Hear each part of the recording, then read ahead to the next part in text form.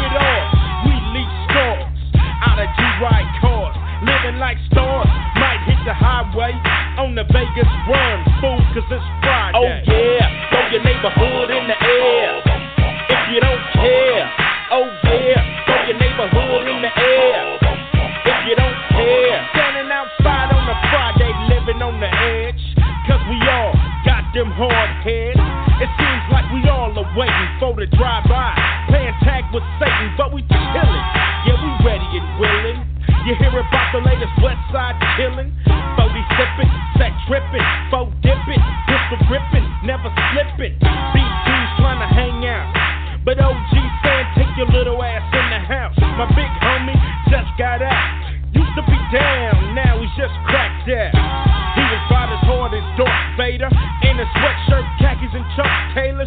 Just seen him in the driveway, getting beat like a smoker, fool, cause it's Friday. Oh yeah, throw your neighborhood in the air if you don't care.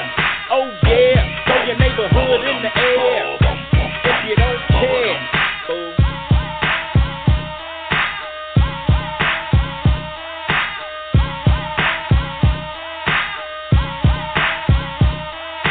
Why must I be like that and chase the cat, or settle for a hood rat? Dookie braids, no dreadlocks, flying in and out of town with half a chicken in her cock. And I love her, cause she down to fuck around with the underground pussy ham. And her ass is big, round and wide, jacked up, make a nigga down the ride. Smoking Indo, playing that Super Nintendo. Hear her rat-a-tat on my window, gave her ass that pelvic thrust. Don't trust the rubber cause it's bound to bust. In the oven, in the nappy, I had on 2, so I was happy. Cause that HIV'll make your dick hang sideways. And that ain't cool, fool, cause it's Friday. Throw your neighborhood in the air if you don't care. Oh yeah, throw your neighborhood in the air if you don't care. Throw the west side in the air. Throw the east side in the air. Throw the south side in the air. Throw the north side in the air. Oh yeah.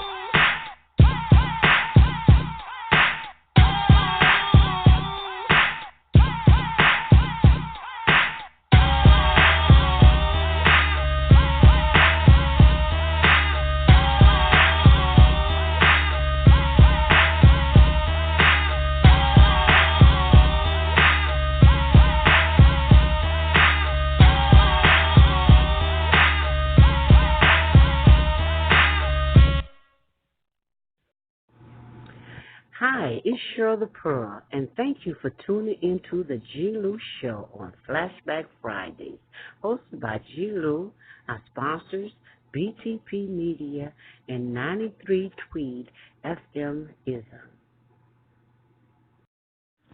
What's good? It's your man MC Shan, and you tuned into the G-Lew Show, Flashback Fridays. You already know what it is. 1 time for your mind, 2 times for your soul.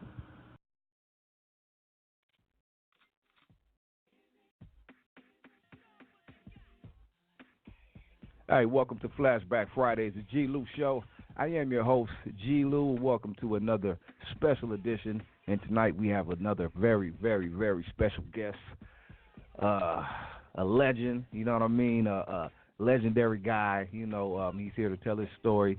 Some may have heard about it, some may have not, but that's why you're here tonight, to get the history lesson on the G-Lew Show. Before we get started, I want to give a shout-out to our sponsors, BTP Media Group, my homeboy Jeff Quan, who makes it all happen, 93 Point Tweed, FM Ism, the Westside Car Club, and OG Music. Also, I'm joined by my lovely, lovely co-host, the lovely Miss Queen Jean. Good evening, Miss Queen. How are you this evening?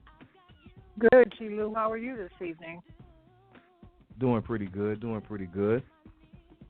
Great. Looking forward to our amazing guest. Looking forward to getting the history of this journey. So with that being said... Yes. Yes, you can bring him in. He's in the green room. Let's do this. We're bringing our special guest for the evening, Mr. Easy D, a.k.a. Danny Dohrmann. Hello, how you doing tonight, sir? I'm doing okay. Can you hear me? Hello? Yes, sir. We can hear you. Yes, we can hear you. Can cool. you hear us? The whole hitting the one button and whatnot. So I'm doing well. Thank you both for inviting me on. I really do appreciate it. And before we jump in, my boy Nasty Mess from Rap Attack Live, he's supposed to call in, but with the fires going on in Southern California, and Sir Mix-a-Lot is having a concert down there tonight, so depending on if that concert's canceled or not, Ness may join. If you guys don't mind. Okay, shout out to Nasty Ness. Oh, no. Yeah, that's my guy right there. Definitely. We had him on the show a couple months ago, and it was a great episode, and I know he's very in support of you. He even reposted the show tonight, so shout out to Ness. We would love to have him on, man. You know what I mean? Shout out to Ness. The whole C-Town clique. But back to you, sir. Once again, welcome to the show. Go ahead, Queen. I just wanted to say good evening also to our guests, and yes, welcome to the show. Thank you. Thank you for having me. You're welcome. Mm-hmm. And before we get this thing started, sir, why don't you give a proper introduction of yourself to our listeners, man, because we got people listening all across the world. Some new, some old, some may not know, some may do. So formally introduce yourself to the people, man, if you don't mind, sir. No problem. No, don't mind at all. My name is Danny Dohrmann. Once upon a time, I was known as Easy D, DJ on the Pros DJ Pool out of Oakland, California. I was, honored to be there, because if it wasn't for what I did, I wouldn't have been able to witness what I did witness over the course of the mid-'80s through to the early 2000s. Right. Exactly. And for the people out there who may not know, first of all, what a record pool is and the DJs and what that meant, especially back in those days. Give them an overview or back history about the record pools and what they meant, to the industry and to a lot of the new artists that were trying to get out there back in the day. Sure. A DJ pool was basically that, a collection of DJs who would get unsigned artists or artists trying to make it into the big leagues. We were, I keep saying the first, but my mentor, Rico Casanova, who created the Pros, always calls me on it. But for the sake of argument, I will say we were the first on the West Coast in Northern California. There were 75 of us, some of the biggest names 75. out here. 75. Wow. That was it. We grew over the course of 15 years, but Rico was adamant on only keeping the best of the best. And so I am just lucky to be even considered in that category.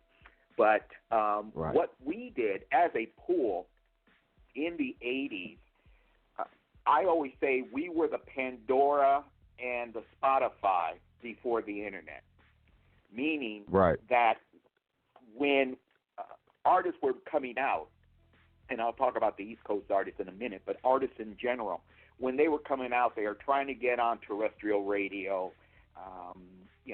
Their A&R people would try to do their best to get them on, but at the time, radio played 10 to 12 songs an hour, the same 10 to 12 songs. They would sprinkle in something else, but that was pretty much it. So imagine thousands and thousands of artists trying to get in there. So we had a couple of people that were on terrestrial, but most of our DJs were either in the top flight clubs of the Bay Area or on college radio. And that kind of dovetails into the last email I sent you before we got on here. So in essence, that's what a DJ pool was. Okay. And how did you, you spoke about your mentor and the one who did it before you, but how did you even get involved? Go back a bit into DJing originally. Okay. Well, I started DJing back in '79. I was in the military out in Atlanta. Fast forward to 1984, and I had heard from a friend of mine about a DJ pool. I had no idea what it was, but I knew you got free records. And so that was cool by me. Someone introduced me to Rico Casanova. As I said, he was the founder of the Pros. And to be honest, I wasn't a DJ in a club or DJ on college radio or anything like that. I was just a guy that knew how to talk smoothly and wanted free records. Rico loved the fact that I tried to BS him, and he called me on it, but he brought me in. I was brought in initially as public relations, and that from that standpoint, as a DJ, I grew and I blossomed. But it was my interviewing of so many artists that I am most proud of. Right. Right. Who being that you go back so far, like you said, 79, and get into the game early, fast forward to 84, being that was a real early time, especially on the West Coast, in the Bay Area, who were some of the early artists that you did work with or get to interview or you know, helped out early on in the game that you were introduced to in the Bay Area or the West Coast period? I know you spoke about the East Coast guys as well, but what was going on in the Bay Area at that time? Well, at the time, there was Mix-a-Lot. MC Hammer, I'm proud to say we helped break him. I still have, he gave me a VHS of his first video and 12-inch records, cassettes, the whole shooting match. You know, he was a real grinder back in the day. We had E40, we had Short, you name it, we had them in there. And especially on the West Coast, as a DJ pool, we helped legitimize independent artists and labels. Not only on the West Coast, we actually started on the East Coast when we brought in the artists like Eric B. and Rakim, a Will Smith, an LL Cool J, and those up-and-coming labels at the time, Def Jam, Tommy Boy, Fourth and Broadway, so many others. We proved that we can bring hip-hop west of the Mississippi, and that gave inspiration to artists on the West Coast, be it the Bay, be it up in the Northwest, be it down in SoCal. Right. Okay. And also you spoke about Nasty Ness earlier, and I know he started off as well because he spoke on Sir Mix-a-Lot, which obviously was from Seattle but broke in the Bay Area. How did you connect with Nasty Ness early on? Was it through like college radio and things, or when you guys networked back and forth to have just a strong connection that you guys have to this day?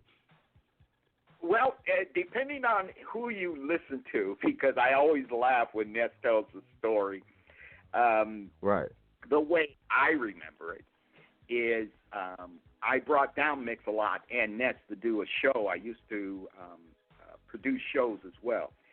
And he and Mix, I think it was everyone at the time, Raji and so on, they were, at the time, they were struggling. There was no place to stay, and Rico opened up his arms and allowed them to stay at his place. And so just that, and just, you know, we share so many things, Ness and I, that our friendship just blossomed over the years. And even though we had lost contact for almost 20 years, when my son got into the game, I called up Ness and said, hey, man, you know, I know we haven't talked in a while, blah, blah, blah. But it was as though we just picked up where we left off a week before type of thing. That's the kind of guy Ness is. Right. Yeah, good guy. Yeah, I just wanted to hear about how you guys came in contact because kind of have a similar story as well. And Ness was in Seattle and kind of the same way broke pretty much everything out of that area at that time. And I know you guys have a strong connection, so I wanted to know how that connection came about. Shout out to Ness again. Fast forward to the pros. Once the pros got in motion, I know you, like you said, you worked with so many different artists and new artists who became superstars at the time. Who were some of the artists that you could say you really that you remember and made an impact, or that you really remember at that time, them coming up and becoming major stars or major things, and did any of them reach back to you? Reaching back, no, not so much, because, as I said, I got out of the game in the early 2000s. And from the standpoint of this music industry, you have a shelf life regardless of where you are in the game. Your shelf life, if you're lucky, is 10 years. And if you drop out of the game, you're lucky if you're remembered after 3 years. So although no one's reached back out to me, when I reached out to them, they remembered me, and they remembered what I did for them. And for that, I'm humbled, and I'm honored for that.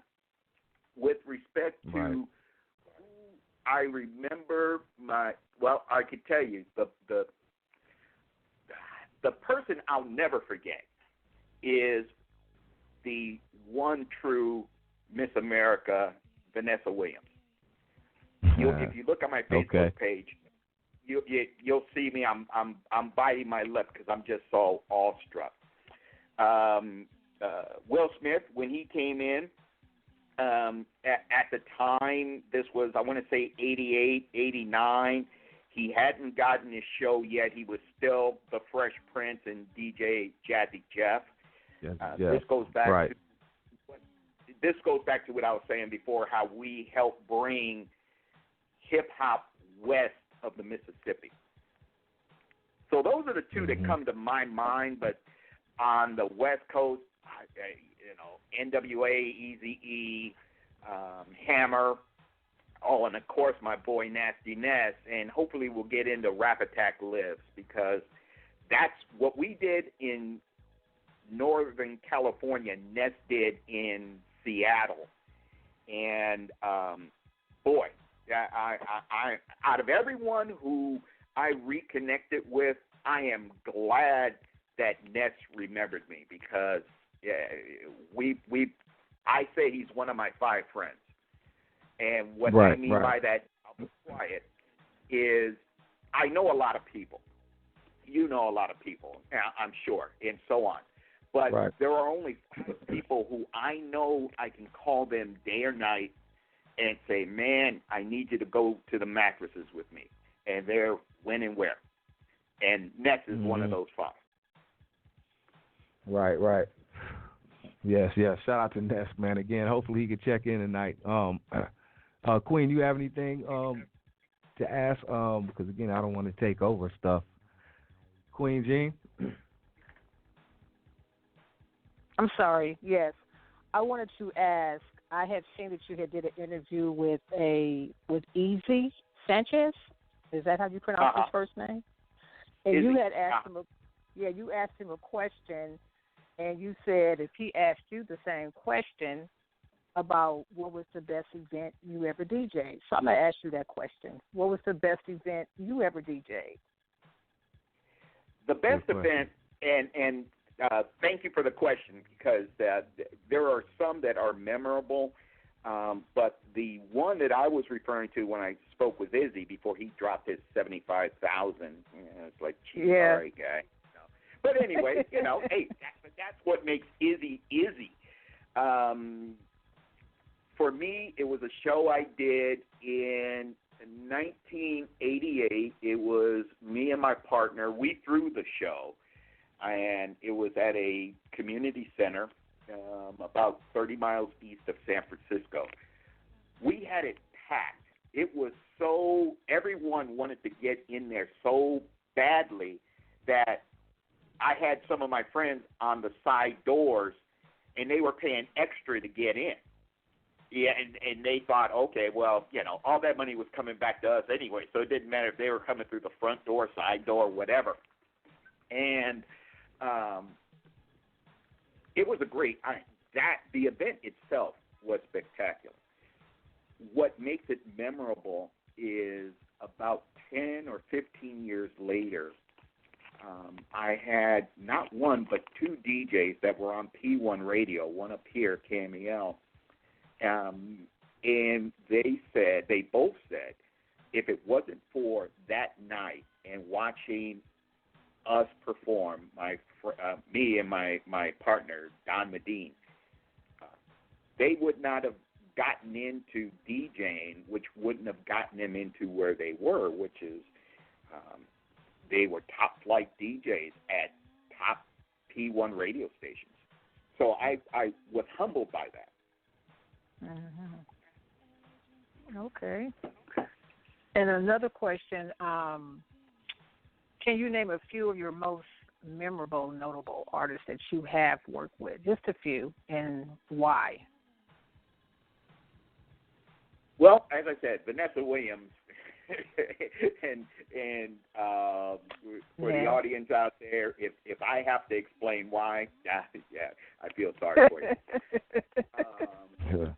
Now, on not on the hip hop tip, but on what is now known as freestyle, the Cover Girls and Sweet Sensation and Climax. And what is special about all three of those is that I still have a relationship with all three of them. As a matter of fact, tomorrow in Stockton, Climax is going to perform, and Cheryl Cooley, she and I have gotten real tight. She has a couple of tickets for me at the door for me and my partner to do a radio spot. And, she was like, what size shirt do you wear? And what time are you going to show up? And here's when we're going to be, and blah, blah, blah. So to me, that is, it's remarkable because, when you have artists and you can drop their name or you can drop their band and say, yeah, I'm on a first name basis. I've hit them up and so on. That is truly humbling. Yes. Okay. Well, thank you. Appreciate that. No problem. Thank you. Hey, Easy D, I want to ask you a question. Excuse me. I want to ask you about some of the other artists you work with on the West Coast, like down south more in Southern California. How did you make your way down there, and who did you connect with? And being that you were with a big DJ crew and all these type of things in the DJ pool, did you connect with any of the crews in L.A. like, Uncle Jam, World Class? You spoke about working with Easy and Dre. I want to ask you about some of those times. Well, yes. And it's funny when you mention Wrecking Crew. We actually, my partner and I, we did a show up here in Pittsburgh, California, Northern California. And we performed with the Wrecking Crew. It was Pebble's first performance. There was a break dance group. It was a great experience. So I was able to work with Dre, with clientele who I still keep in contact with. With Snoop, I have to connect with his DJ, and we chop it up maybe once a month, something like that. Right. When you talk about Uncle Jam's Army, I giggled in the background. I don't know if you heard it or not because those cats. Nah. And let's see. Well, JJ Fad, Latrim, and actually Jeff Kwan. No, it's not Jeff Kwan. It's somebody else actually. Is trying to set up an interview for my little podcast, 5 Easy Questions. And, so the connection for the Southern California artists runs deep. We were the first to break NWA and, what was Dre's pseudonym? The Unknown DJ. Okay. And when they were on KMA Records, and for those who, KMA Records, which was the forerunner to all the before Ruthless and everything like that. That was Lonzo's record label. So, we help break a lot of artists out of Southern California. And, again, we legitimize not just us, but in Northern California, when we prove that we can break Southern California artists, well, that's when the Southern California pools and the pools in Texas, up in Chicago, in Vegas, and Ness with Rap Attacks up in the Northwest. We legitimize, well, pools. I won't just say us. But we legitimize the fact that you didn't need to be on RCA or Epic or Motown. You can create your own thing. And, right. You know, and this is yours. And if it expands, well, that's a beautiful thing, but it's still yours. Right. Let me ask you this. Like you spoke about earlier in the show, how the Spotify's and the iTunes and all of these streaming sites are now what the DJ pools were back then. Let me ask you, what happened to the DJ pools as time progressed and things slowly changed over, slowly, MP3s and now streaming. But way before that, that it was many years ago. Like you said, you got out the game in the early 2000s. What happened to the DJ pools and things as time progressed, and what did it mean to that part of the game? Well, the number of pools shrank. The many others, though, they adapted. There are pools that are still out there. That's, of course, Rap Attack lives. He has, I want to say, about 125 DJs. And although he doesn't submit wax to these people and they play it on their stations, well, now it's MP3, it's MP4, VLC if they're doing the audio and the visual. And so from that standpoint, the pools that are still around are strong. And if anything, they may get stronger over time because of internet radio, and something I shouted out to you before we came on the air. Because there are so many different types of internet radio coming on the scene that an artist, they wouldn't even know where to begin to look. So that's where Rap Attack Lives comes in handy, because Ness has those tentacles out there that reaches not only college but internet radio and some terrestrial as well. So I think pools will get stronger and start proliferating again because of the fact that there are so many different outlets where you may be starving for content, but these are good content, but these artists don't know how to reach you. Right. And also, you mentioned a few minutes ago a podcast that you do or doing 5 questions, I believe, or could you go ahead and plug that as well for the listeners? Sure. It's 5 easy questions. It's something I just started up, and just a real quick backstory. My son, because I'm retired, and all I was doing was watching TV and putting in the lawn and whatnot. And my son said, "Dad, you have to do something other than watch Law and Order." And I was, okay. And then he goes, "Well, what do you like doing?" Well, I love listening to stories, and I love talking. So I started thinking of 5 easy questions, and the reason behind that is I have about 5,000 Facebook people. And I know every one of them has a story, not only the big names and artists and the people behind the scenes, but like my friends I went to school with and colleagues from work, things like that. And so I said, well, you know what? I'm going to set this up, and give them an opportunity to tell their story, even if they're just telling me, and even if no one listens.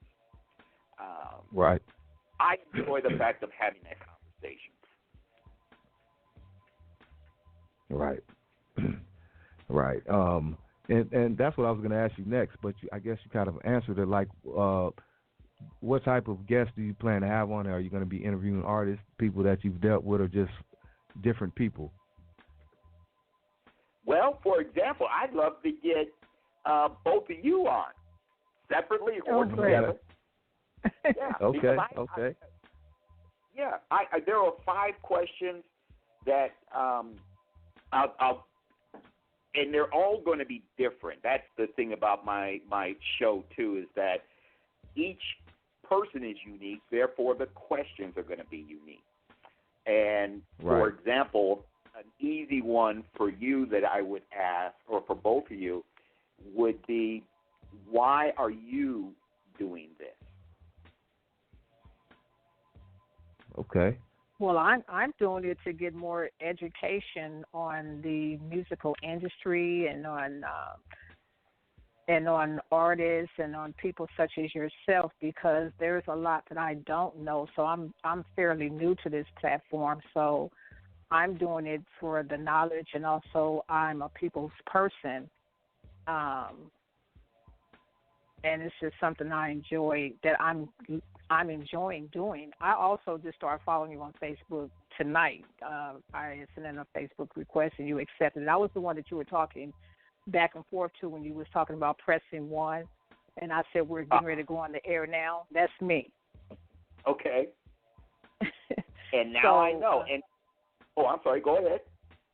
So that's my reason for doing it, so I can just get more knowledge in the musical field, knowing people, because, you listen to music and you learn lyrics, and you can learn a little bit about artists through their music, but when you get to have an interview with them or one-on-one, you learn a lot more. I've learned so much since I've been co-hosting on the G-Lew Show, and I believe it's been only 2 months, but he's had some great artists on here and people like yourself, and I've learned so much more. So this is the reason why I'm doing it.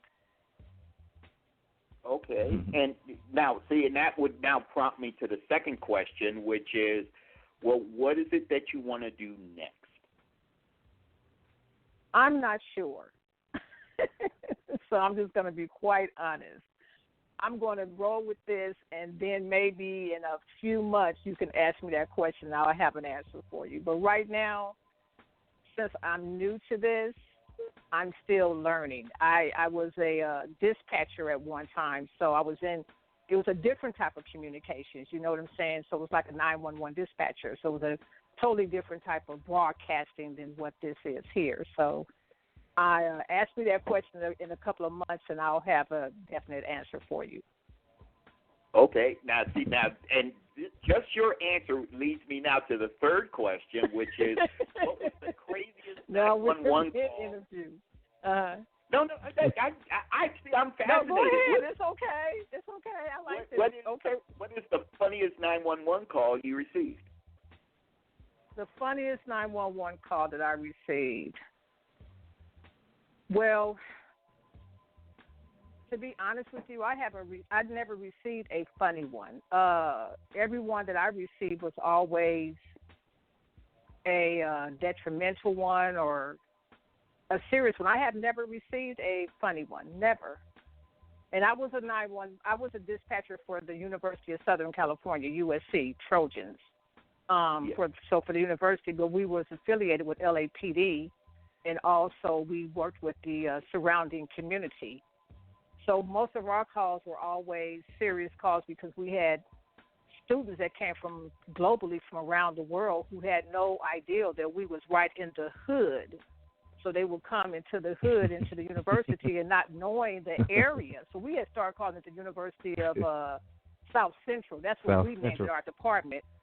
Yeah, right. We started calling it that because those students had no idea, and the parents had no idea the area that their children was coming to school in, and it was kind of, I really felt bad for them because they did not know. They were so naive to that whole surrounding.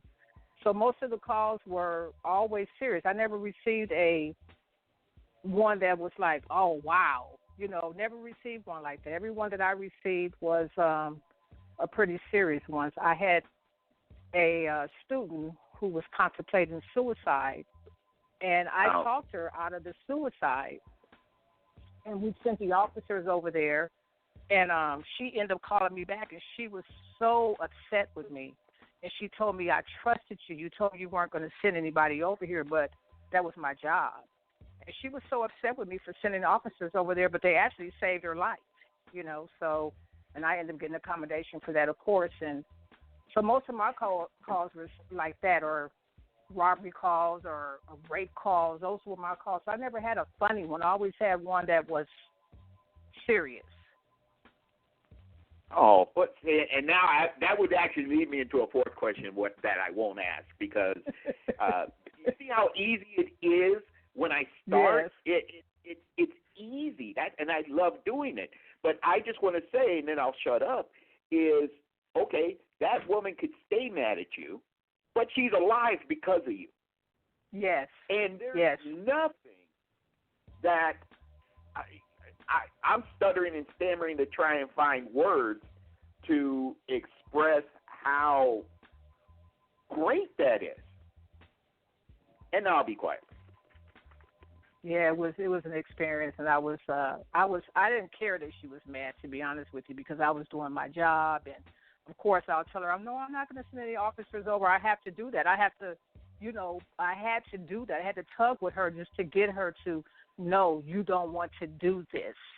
No, you don't want to take your life. You don't want to, you don't want to do this. So yeah, I had to say what I had to say in order to save her life.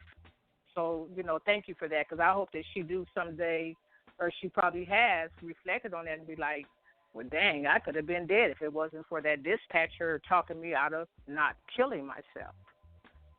Absolutely, and not nearly to the same degree as yours, but that when those DJs came to me, 15 years later and thanked me, and another artist who now has, not Jeff, but he has a multimedia consortium that is streaming, pod, and terrestrial. He's in 8 stations, and he saw me one day at an award ceremony and said, "Easy, if it wasn't for you and what you suggested, I wouldn't be here." So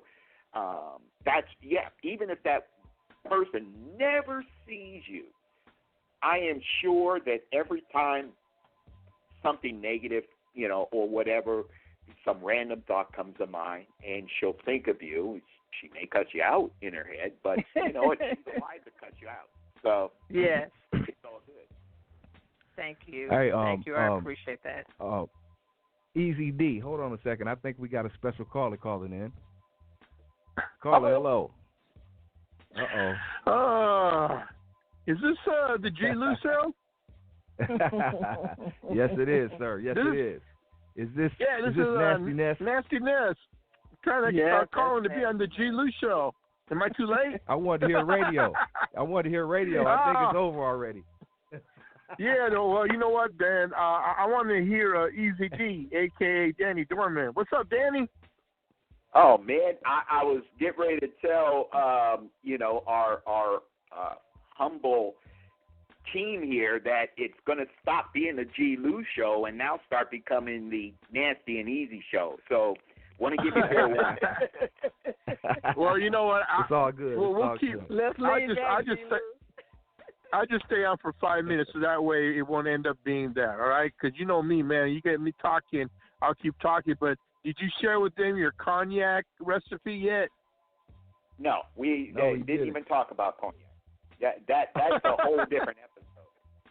The only thing I love more than talking is, well, I was going to say drinking, but that's not true. Cognac. I can tell you stories. Cognac. Yeah, it's like, G-Lew, it's like what oldie 40 ounces are to us growing up. Well, that's cognac. Yeah. That's comparable to cognac to Danny Dohrmann in 2019. Same thing. What do you do? Right? Okay. I Playboy. Come on now. Do you want to go? That's a compliment. That's a compliment. I know you are, but you put me out there like, oh yeah, he's too highfalutin. We were drinking, that night train and so on. It's like, come on, partner.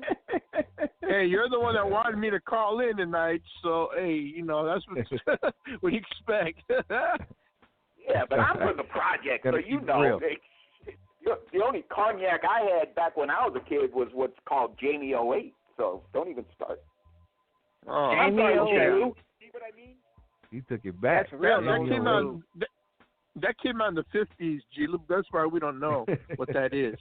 Hey, hold up, Nasty. Leave it to Beaver. No, leave it to Beaver. Leave it to Beaver was still brand new when that drink came out. Oh, man. Wow. Oh. I'm a lady of the 50s, too. Oh, where? Oh, I'm sorry. Look. Wait a minute, don't go to ma'am. Don't do that. It's okay. I'm just a lady of the 50s too, so I'm familiar with that. All right. Well, I just wanted to call and say hello. I'm not gonna stay on any longer because you know me. If you have me on here, I'll be on for the next 2 hours, and then we won't even know who Danny is. All right. Well, we enjoyed when you were on as well. Did you enjoy me, Danny? Yeah. Did you enjoy me? Oh, Danny, dude. Danny. What? You go to Danny. Danny boy. Don't like Danny. Will you stop? But if you go to, for your audience, go to 5 Easy Questions on YouTube and check out. Now, I'll put the link on both of your Facebook because this man is so friggin' funny.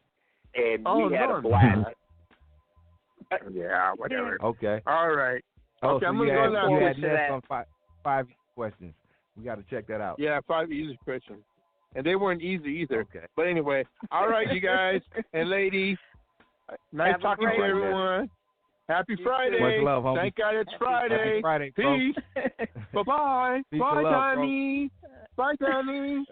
You're killing me, dude. Just get off the phone.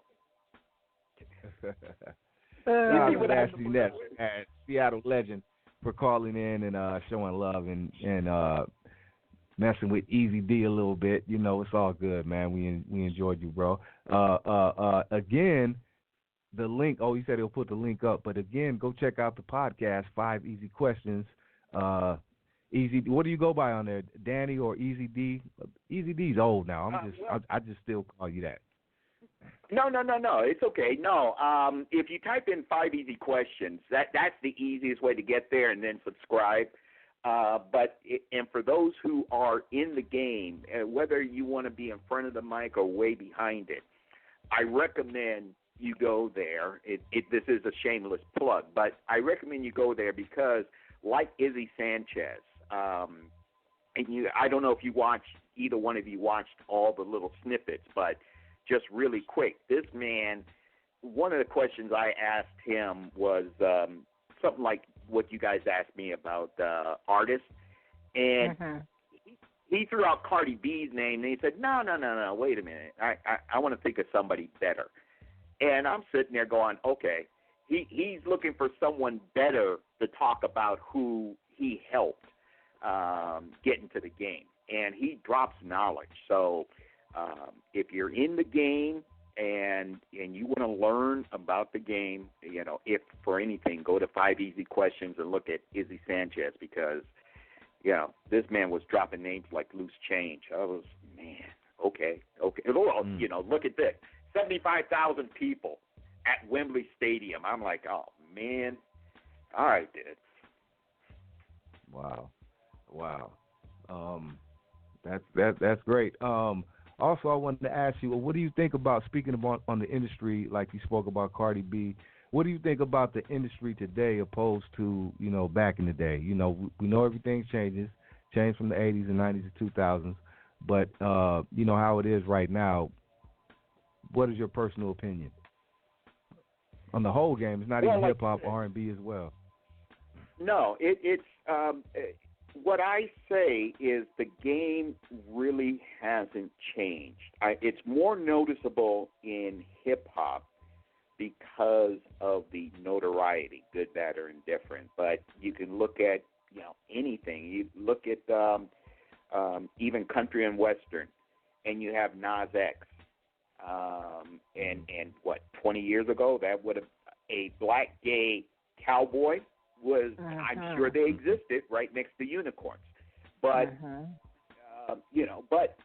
but the times have changed. And so, again, it doesn't matter if it's hip-hop or not. Now, hip-hop, and I talk about this with someone, you look at the birth of hip-hop. Well, the true birth of hip-hop, the three pillars, music, graffiti, and dancing. And that took hold, and that evolved to New Jack, which out of all the genres is the one I love most and miss most. But then that evolved into gangsta. Then you had Pork and Screwed, hyphy, and whatever it is you want to call today's. Some call it trap, some call it mumble. Me personally, it's not my thing. I'm more of an independent artist, lover. If you look up Kritta, Kritta, on Spotify, on YouTube, you'll see what I'm talking about. And I think that type of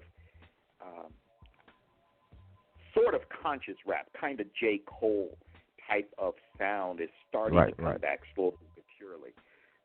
But I'm a big fan of independent artists, like Kritta. Yeah. And there are so many others. Kritta just comes to mind for a variety of reasons. Right. Me as well, because that's why I asked you that, because, like you said, things haven't changed. Radio has always kind of been the same. Like I said, it's just kind of different music now, and it's just taking a different all-the-way spin as to where, like we spoke on hip-hop, the elements and what hip-hop meant and definition of hip-hop and what it meant to be an MC and originality. And it's just like we don't have those things anymore. Not to knock anything what's going on, but we just don't have mainly originality. And that's mainly the radio. Like you said, the radio has been what it's been, and we still have independent. It's music out there if you want to get it. But overall, hip-hop is took a left turn. And sometimes it's almost, I think that maybe we need new names for it, like besides hip-hop. Like, you know what I mean? Because they have the hip-hop awards and all these things. It's not much hip-hop there. It's almost like it needs a new name because a lot of it is not hip-hop. It's just rap, What do you think about that? Well, and here's what I'm disappointed in the term hip-hop because it has been hijacked. I can't tell you specifically when, but if you look at whatever that channel is where, what is it, Love and Hip Hop and, oh God, it's the VH1? new one is out now. Yeah, VH1. Not A&E. Well, it's one of the stations, but one of the taglines, and this is what killed me, was we took over the game of hip-hop or something like that. And it's just that quasi-reality, Kardashian mindset of I want my 15 minutes and I'll act like a step and fetch it to get it. And for those who don't know who Step and Fetch It is, Google. But that almost swore that violent change of the term is disappointing. But right. And yes, we haven't found the word yet that replaces hip hop. There's one that comes to mind, but I haven't copywritten it yet, so I won't use it. But but now before we get into the next question, I wanted to give a shout out to you, and again the internet radio. As I told you on just before this show, I remember when FM first hit the scene back in the late 60s. And AM didn't think anything of it. And FM needed content, what is now known as content. Back then it was just, something to say, something to play. And that's how these artists that would never get any recognition on AM got it from FM, and that's how it blossomed. Fast forward to the last 10 to 15 years and and internet radio. To me, that is what FM was in the previous generation. That there's so much potential there. That's a great interpretation of it, man. That's no, and that's that's one of the advantages of being old, I guess, is that I've seen it, so it's not impossible, and there are so many similarities. And again, that's why I tell artists, the 6 or 7 that still listen to me, that if you really want to get into it, you don't need P1 radio. You really don't. The thing I told this to Jeff Quant, if you have a www dot in front of your radio station, you have the same reach as Power 97.7, as 106.3 up here, KMEL. You have that same reach. And that is the dirty little secret that these stations don't want you to know. That you as an artist, you don't need to get on, try to bum rush your way into a 20-second snippet on mixed radio or trying to get into those same 12 songs. You don't need it. You need cats like you and stations like yours to get the word out. That's awesome. That's good to hear. The truth is easy, so I can repeat it over and over. Right. Yeah, man, that's great. Also, what I want to take some callers. I had some callers earlier that wanted to check in. If you want to speak, press 1. We'll bring you into the show. I want to shout out to Jeff Quan again, BTP Media Group, for making everything happen. It was something else I wanted to ask you. About the podcast. Do you have you spoke on? You have Ness on there. Do you have any more in the can already, or who can we look forward to being on the show in the future? Well, from an artist in the business standpoint, Cheryl Cooley of Climax. I'm working on hers right now, and the reason I say work, when I started this, it was meant to be organic. So if you had a bad phone line, it was a bad phone line. If you had, if it was a lousy WhatsApp connection, then it was going to be a lousy WhatsApp connection. Just like basically the premise is you're overseeing or overhearing two people talking on the phone. Mm-hmm. And with that comes either very clear or very lousy. Right. So I've amended that now with the software I'm using. It's great software, and so in Cheryl's case, I caught her during her rehearsal, and the room wasn't as well lit as that she would have wanted. But to me, it was fine. But to rebroadcast out of respect to this woman, I'm playing with software to help, make the blend a little bit more appealing. Right, I got you. Yeah. Okay. Yeah, because we want to look good. Right now. We want to look good when we on there, when we got that light on us.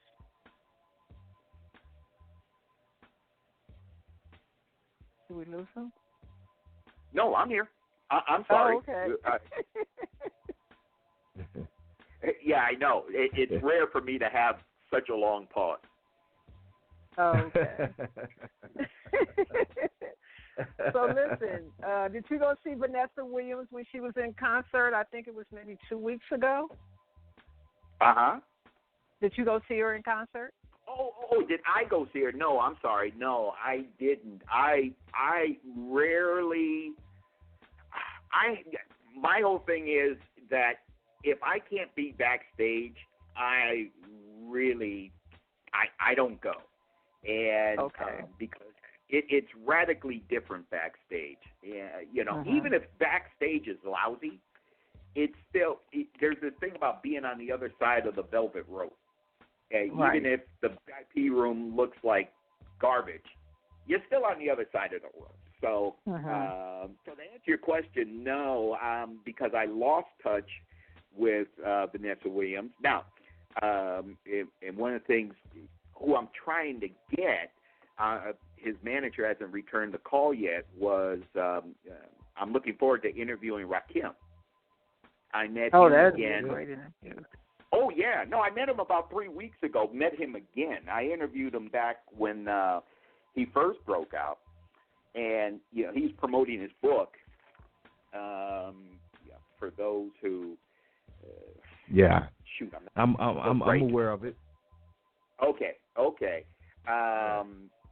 And so he was out here in the Bay Area, and I got a hold of his manager, met him.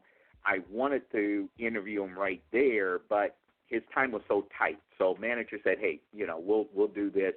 Let's just connect up, blah, blah. So that's an artist that I can't wait to talk to. But again, my 5 easy questions, one of them, my first one was with my friend from grammar school. One of the other ones that's coming up, kid I went to high school with. Like I said, everyone has a story. And I love listening to stories. And, and again, if only, like my friend Joey, if only his family and friends watch it, well, that's cool. Because I watch it. I enjoy it. I've watched every single video I've done. Oh, especially Ness's. I watched that like 3-4 times already. That's the one we got to look out for. We got to look out for the next interview. That's the one. Go ahead. If you're in the industry, Izzy Sanchez and Ness too. Okay. If whoever is watching right now enjoyed that little 5 minutes that Ness was on the air, well, expand that by a factor of 10, and that was his interview. Yeah, it's just comedy. It really is. But I will get you two. You can bet on it. I'm putting it out there on Okay, tape we're right ready. now. We're ready.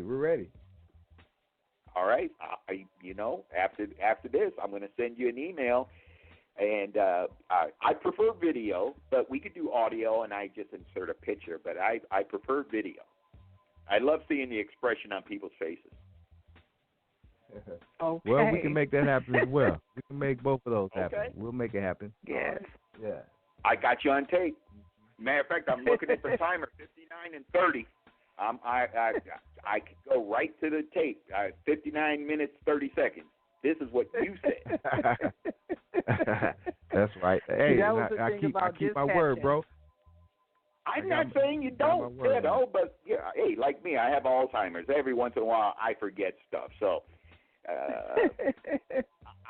I'll go to tape, though, in a minute. It's all good, bro. We got you. Right. Before we continue, I want you to give all of your handles. I'm going to take a couple callers, but I want you to give all the handles as well where the people can get in touch with you, whether it be business or follow you on your social media sites or whatever you want the people to know. Sure. For Twitter, I have something there, but I'm not a fan of the hate speak. So, God bless people who like that sort of thing. But my Instagram, I am EasyD2020, and that is EASYD, like Danny, 2020. Like, hopefully next year, and we have a President 46 as opposed to as opposed to the one we currently have. Anyway, I digress. Right. On Facebook, same thing. Easy D, 2020. They can search me that way. And on YouTube, the easiest way to find me is 5 Easy Questions. Or for you cognac connoisseurs, Pops Yakin, Yakin, about yak. Okay, we're talking about cognac on there. We are talking about cognac. Yeah, I got to tune into that and check you out. Mm-hmm. Oh yeah, no, actually my first episode and the one that's gotten the most likes and looks is Henny White. Henny Pure White. Imported. Okay. Yeah, I've been wanting to have some of that. Yeah. Oh, boy, it's something else, yeah, and that's good. why I've had a couple. You've had a couple. Well, I have a bottle. I've had a couple. Yeah. I only break it out for special occasions because you can only find it in the Caribbean, and there aren't any countries that will actually let you ship it. So you got to have somebody bring it in for you. And if you Google at a special White, price, you can have it. I'm sorry. Go ahead. No, I was just saying for a special price, you can get a hold of it. But go ahead. Yeah, a special price. And I've never been to the Caribbean, but from what I understand, buying it there is $40. They drink it like water. And for those who don't know what Hennessy Pure White is, Google that too. You'll be fascinated. Mm-hmm. Well, let me just say this: good. I was so naive to that. I thought you could go in a liquor store or a liquor bank and get that. And I walked into a liquor bank looking for it, and the guy looked at me like, "Is this lady serious?" But I didn't know that you could only get it from that it was like, I didn't know that. So Imported. I'm looking forward to getting it up. from somewhere. Yeah, or the black market. It's out there. Yeah, it's out. But the thing is, and this is what I don't understand, and that actually is what prompted the video is I don't know why you can't get it. It's not like moonshine, where in some states it's illegal. Right. It is. And then there's the mystery surrounding it. You'll find people who talk about it, like me, talking about how much they love it, blah, blah, blah. But if you try to, and I tried to do the research on it, I can't tell you when it was first released. I can't tell you why you can't import it. I can tell you that, that Hennessy only ships it to the Caribbean, nowhere else. Mm-hmm. And it's such a nondescript bottle. It looks like it looks like one of those new 40 ounces. It looks like one of them how they have the new like you said, it's like it doesn't look like you would think. Yeah. It's like a bottle of apple juice. That's how it looks. Yeah, exactly. It doesn't even have the little not label. Fancy at all. No, not at all. Like I said, from what I understand, they drink it like water out there, and I can understand why, because it is tasty. Yeah, it's good. Oh, another shameless plug for Hennessy, especially Hennessy White. I'm dropping your name, so you got to brag about the swag. Okay. What do you think about? Right, since you're a cognac, Hennessy. Speaking of Hennessy, what do you think about Hennessy Black and the Hennessy VS? What are some of your favorite Hennessy's? Since we're speaking of cognac, right quick. I like the Blender's Reserve, the one that they release once a year, because it is. Okay. They don't. Once it's done, it's done. So it's kind of like the blends I do. Each one of my blends is unique. But with respect, and I talk about this on Pops Yakin,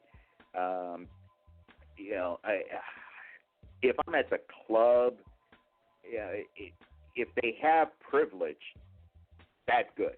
If they don't, I'm not really the mass-produced cognac where they just do the minimal blending and growing in the whole shooting match, to meet the constraints of cognac. And that's for all of them. VSOP, I really don't like, and I know now I'm starting to sound, snooty and uppity, but I rarely drink VSOP when I'm out. I don't drink it in the house. I only have XO. But, XO is good. If I'm out, let me ask. Yes, go ahead. Go ahead. Oh no, I was just going to say, one of my pieces of advice is, if you are going to drink, top shelf stuff, just one and done, two or through, because after your second, regardless of the beverage, you stop tasting it. And so, why buy $100 or $200 glass of Louis Trey if you're not really going to, it's just going to taste like liquor after the second one. All you done was spend $600. Now you just floss. This dude here, you're a real cognac connoisseur because you really broke that down right there. You know what I mean? It's like, wow, okay, I didn't look at it like that. I understand, though, especially if you're drinking top shelf, because after a few, like you said, it's just regular and it doesn't matter. But one more thing on this cognac. We were speaking on Hennessy. We didn't speak about Remy. What do you prefer, Remy versus Henny, and your thoughts on both of those? Since we're speaking cognac, because a lot of people just know about names and go off of certain things, and like you said, sometimes it all tastes the same as well, but some people know the difference. But what is your thoughts on Remy versus Henny? I prefer Henny as a drink. If something I'm just going to drink straight.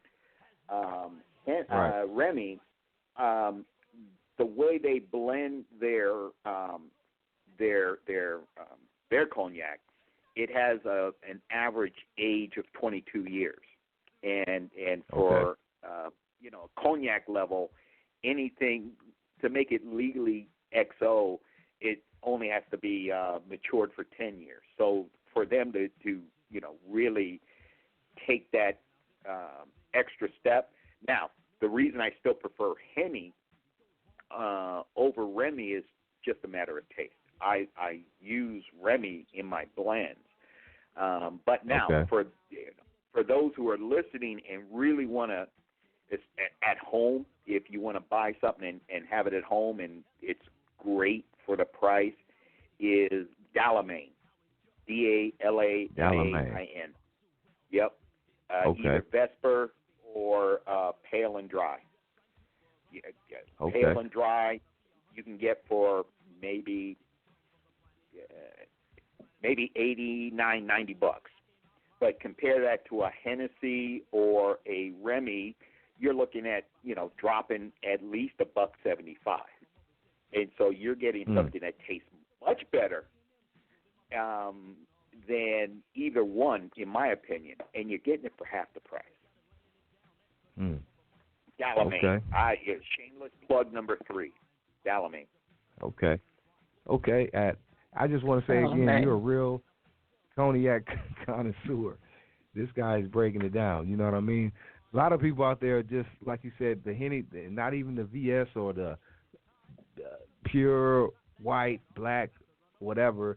Hennessy is cool. You know what I mean? And then you tack on Remy. It's like, so for you to really break these cognacs down in different terms and break down the taste and the quality and how they differ is really a good thing. So I'm glad we got into that conversation about cognac. So I'm a cognac consumer as well, and a lot of those things I didn't know. So it's great to hear that, man, and get your opinion on that. We can take it off air, dude.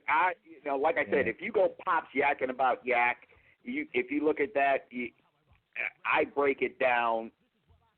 What's the difference between cognac and brandy, for example, and on and on and on and on. So my kid actually said, because I haven't posted anything in a long time with regards to cognac, and I said, well, because I've pretty much talked about everything I know, but I don't do it, like I do it basically, I don't know if you smell that wood and taste a little oak with a hint of cherry, all that stuff.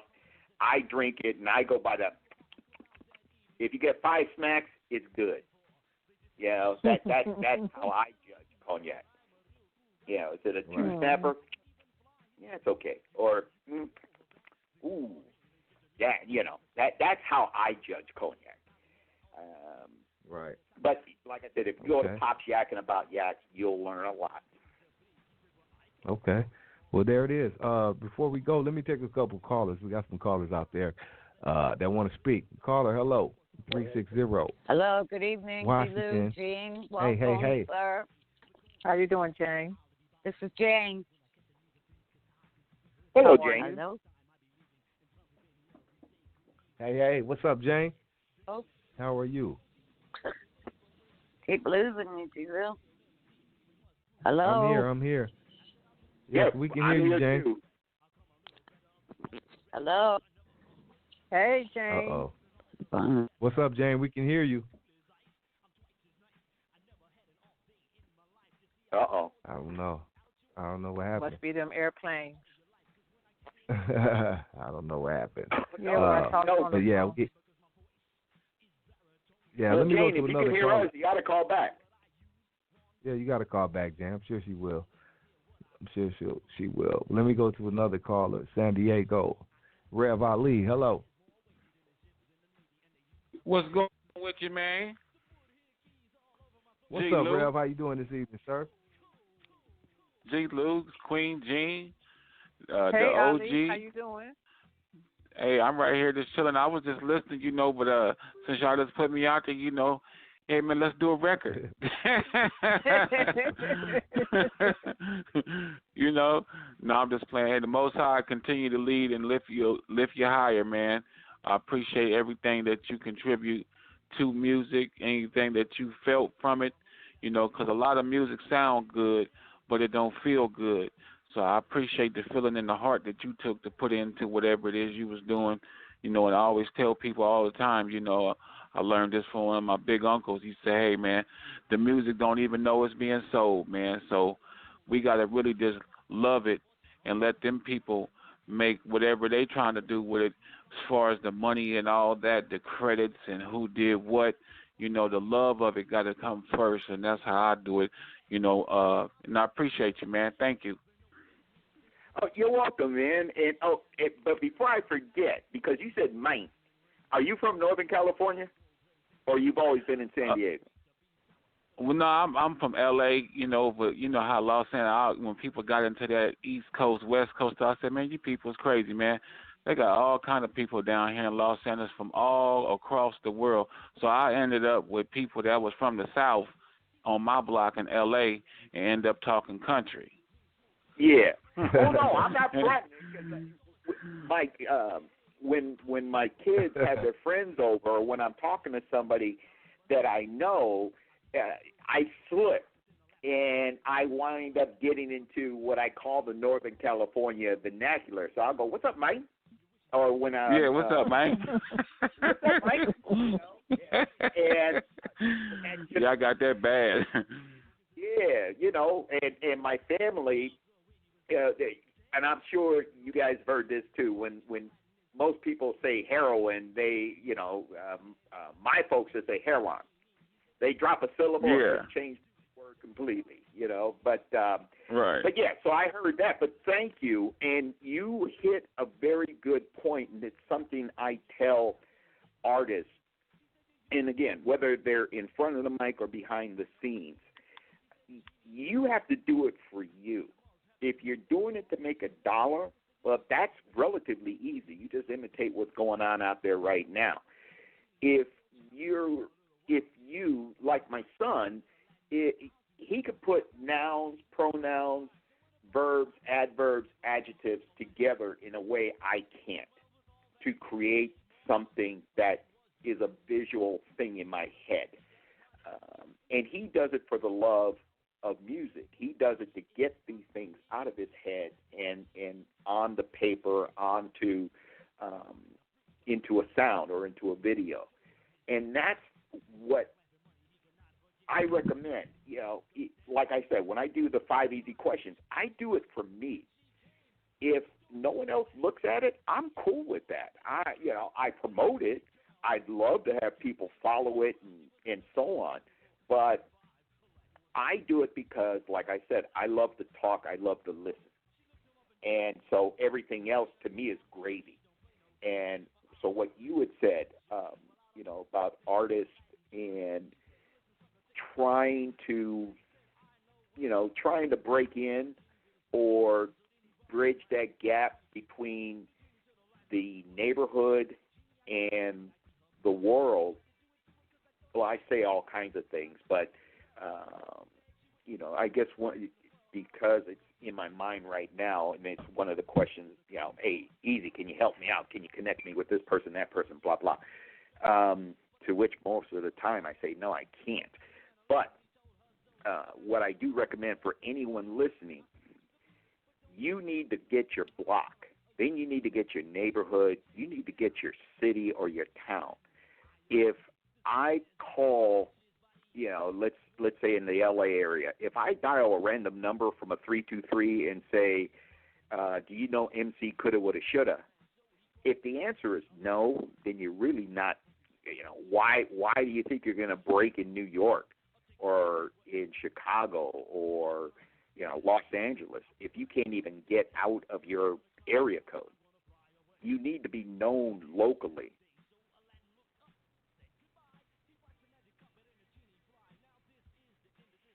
Hello? Is this mic on? Yeah, we're here. I was just, I know. That was one long pause. That sounded like a moment of silence. No, because I didn't know if Ali, you answered his question, he wanted to say anything or not, so that's all. Oh, yeah, I was just listening, So I'm right here, sometimes, man, when you say stuff in the spirit and it's wisdom, sometimes that dead silence is folks is just ain't nothing to say. You didn't say it all. Sometimes people need to close their mouth sometimes after somebody say something good. So we just quiet, man. You said a lot of mouthful. Thank you. Right. Thank you, brother. Right. I appreciate that. Yes, sir. Right. Much love, Ali. Hey, we got Jane calling back because we lost her a minute ago. Hello, Jane. Jane, are you there? Hello. Yeah, you just unmuted What's me, up, Jane? G-Lew. I'm here. Watching your Lakers, trying to listen to you. But great show. Yeah, the Lakers shout to the Lakers. Yep, it's on. It's on. Great show, really. A lot of information. It's good to hear. Hi, Miss Queen. Hey, Queen. How you doing? I'm a little better today. But, great. It's good to hear your voice. Yeah, thank you. I appreciate it. And what a good show. A lot of great information. By the way, I belong to a whiskey and bourbon group. It's called WBOC. That's got 32,000 people in it. They got people that start at $12 a bottle, go up to $5,000, $7,000, $8,000 bottles. It's hysterical. But anyway, that was a nice lesson you talk about there. Let me interject, and I'm sorry because I wanted to tell, when I say the one and done, two and through, this was based on a guy. He is a Scotch guy, and he's the one that hit me to that. This was years ago. He goes, he goes to some club, and that's all they serve. They sample $200, $300, $400 a glass. And he goes, after 2 years, they got you're an just awesome. wasting money. Sorry, I didn't mean to cut you off, but I got excited for a minute. They got an awesome place in Seattle. Shoot, you can't get out of there without paying $25, $40 a shot. Or, the bigger shot glass type thing. It's called a sipper, I think, or something. But, yeah, these people go in heavy. Oh, yeah. It's wild. But, and God bless them. If I don't drink, but it's a cool place. Pardon me? Oh no, I was going to say, if you want to spend that much money on 3-4 glasses, well, God bless you. Yeah, exactly. I got better things to do. I mean, it's great if you can afford it and you enjoy it. Go for it. That's what's funny about all kinds of things, music, everything. But anyway, I'm not going to philosophize or whatever you call it tonight. But Ali, hi. Anyway, I'm done. Good night, you guys. All right, I love Jane. you.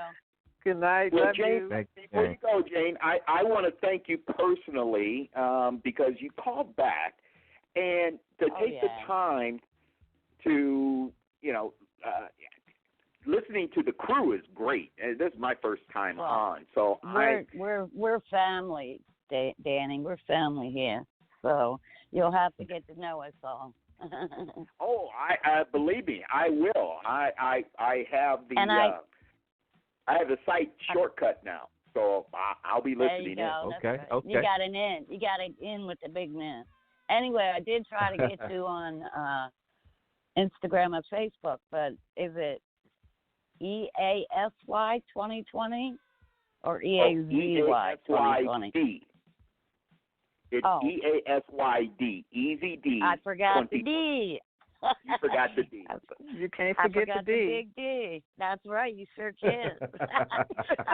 I'm off there before I make a fool out of myself.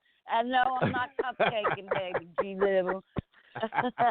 Get off the phone, Queen. All right. All right, I'm my done. wife would come home and beat me like a runaway slave. So I heard you, man. I heard you. All right. Good night. Okay, peace. Hey, Danny. Yes, Queen. Listen, we have a show on Wednesdays, Westside Wednesdays, at the same time, 7 o'clock. And we also have a show on Sundays. And it's our Sunday Lowrider Old School show. So feel free to tap in on those shows and join us and listen to us. And we do a lot of jive talk and just have lots of fun. And, just come on in and join us on Wednesdays and Sundays as well on our G-Lew Show. Is it on the same website? All I got to do is click the link, or is it a different one? No, everything is same the same. One. Same number, same blog talk site. Everything is the same. Same time, everything. 2-hour show. Oh, yeah. And we're on YouTube as well. Talking smack. You got me. Yeah. Yeah, we have fun, especially on Sundays. We really have a lot of fun. So, yeah, join in, tap in, press 1, speak, holler at us. Join in with us. And we're on YouTube as well. Yes. Danny, we're on YouTube as well. We have all the shows on YouTube as well, the G-Lew Show. Same thing. So, yeah, check us out. Yeah, we're there. Yeah, I'll have this show on there as well shortly. Can you drop the link afterwards? I mean, of course, I'm listening in when you go YouTube / whatever, but if you can drop the link, I'll go ahead and add it to my favorites. Yeah, I'll text it to you as well. Yeah. Okay. Well, once again, the legendary Easy D, Danny Dohrmann, joined us tonight on the G-Lew Show, Flashback Fridays. You got all the handles. Anything else we didn't speak on you want to let the people know about before we get out of here, Danny? Well, with respect to your industry, I can't speak highly enough about your industry and the effort, the work, the love it takes for you to do what you do, for Queen to do what she does, because this is a passion project. And I know, I look at Jeff, for example, and I listen to him. There are some other cats I listen to. I blast all the time on all my platforms anytime because, again, internet radio to me is what FM was to me back in the day, or even when you look at the pros. And when I say we brought hip-hop west of the Mississippi, I believe that wholeheartedly because hip-hop, no one disagrees when it started. Well, actually, technically it was rap. But when you amalgamate the dancing and the graffiti, which made hip-hop in the late 70s, it should have been, had it not been for pools, it would have been a local phenomenon, like go-go was in D.C., or the Miami sound was, or the house sound in Chicago. These would have been regional sounds had it not been for pools. And again, because if you listen to, it doesn't matter whether it's down in L.A. back in the day with K-Day, they didn't really break a lot of stuff. P1 radio didn't really break a lot of stuff. And so that's where we were able to take advantage of that niche. And, for every LL Cool J, for every Will Smith, for every Jamie Foxx, there is MC Coulda, Woulda, Shoulda, or that group almost made it. And, sometimes they just shoot themselves in the foot or whatever the case may be. But, they all, in the mid-'80s especially, mid-'80s up to the early 2000s, it was because of pools and for us, especially black music. And just a quick backstory, Rico Casanova, who I would recommend highly getting him on because, if anything, his voice is just, man. But, he broke away from a pool that was mostly disco, and he wanted a pool for black music. And so hip-hop, it was perfect timing because at the time, a lot of the artists were black. I'll say predominantly. I won't just make it exclusively. But, again, they were a regional phenomenon, and we wanted to help explore and expose that talent. Same thing in Chicago with house. Same thing with the Miami sound, whether it's the Luke Skywalker sound or the Miami Sound Machine sound. It was us and it was other record pools that really helped those genres along. So now you guys have picked up where we left off. And for those who are listening, those who look on YouTube later on or however they rebroadcast this for them to listen to, it's incumbent for them to continue to support internet radio because it is the next big thing. It is what FM was. Right. Yes, it is, man. We've been doing this over here for some years now, since about 2012, and it's just getting greater. And we appreciate all the support. We appreciate you for joining us tonight, man. Another classic episode in the archives of the G-Lew Show Flashback Friday. The legendary Easy D, Danny Dohrmann. You can follow him, Easy D 2020, on Instagram and on Facebook. All of that, and check out his podcast. Once again, 5 Easy Questions. And you can check this rebroadcast out later on. It'll be back on Blog Talk Radio and on YouTube, the G-Lew Show. I want to thank the homie Easy D once again, man. Great episode. I thank you for joining us, man. We really appreciate it, bro. I appreciate you both bringing me on. And blessings to your prosperity. And I like what your Facebook page says when you said your progress. You're still progressing. Yeah, I like that. I'm still progressing. Yes, my life is. I believe we're all still a work in progress. So I like that statement. That's pretty cool. Thank you. But blessings to your prosperity, and I will be peekabooing on your Instagram page and your Facebook page, and I'm always posting, so your notifications will be blowing up. For me, I already requested you on Instagram, and I'm Queen Jean of the G-Lew Show, so you'll see me on there. Okay, I'm on my laptop, or my computer, so I'm not on Instagram. But as soon as I hit my phone, I bring on all comers. The reason I have Facebook limits you on the number of friends. Otherwise, everyone's welcome. And again, that's why it goes back to the 5 easy questions, because everyone has something to say. I may not agree, but right. I want to hear, not necessarily be heard, but I definitely want to hear. So, for those who are listening and saying, "Hey, I want to follow this guy," yeah, go ahead. Yeah, I'm sure you'll pick up some followers from the show. So, with blessings to your prosperity and peace and love and light to you. Thank you very much. Thank you very much. And G-Lew, thank you. I don't know how you normally segue out of a caller. So hey, no. While you're here, could you please give us a drop? I don't know if you sent one to Jeff, but you can give us one now, and I'll hook it up later on. Just give us a drop for the G-Lew Show, please. Easy D.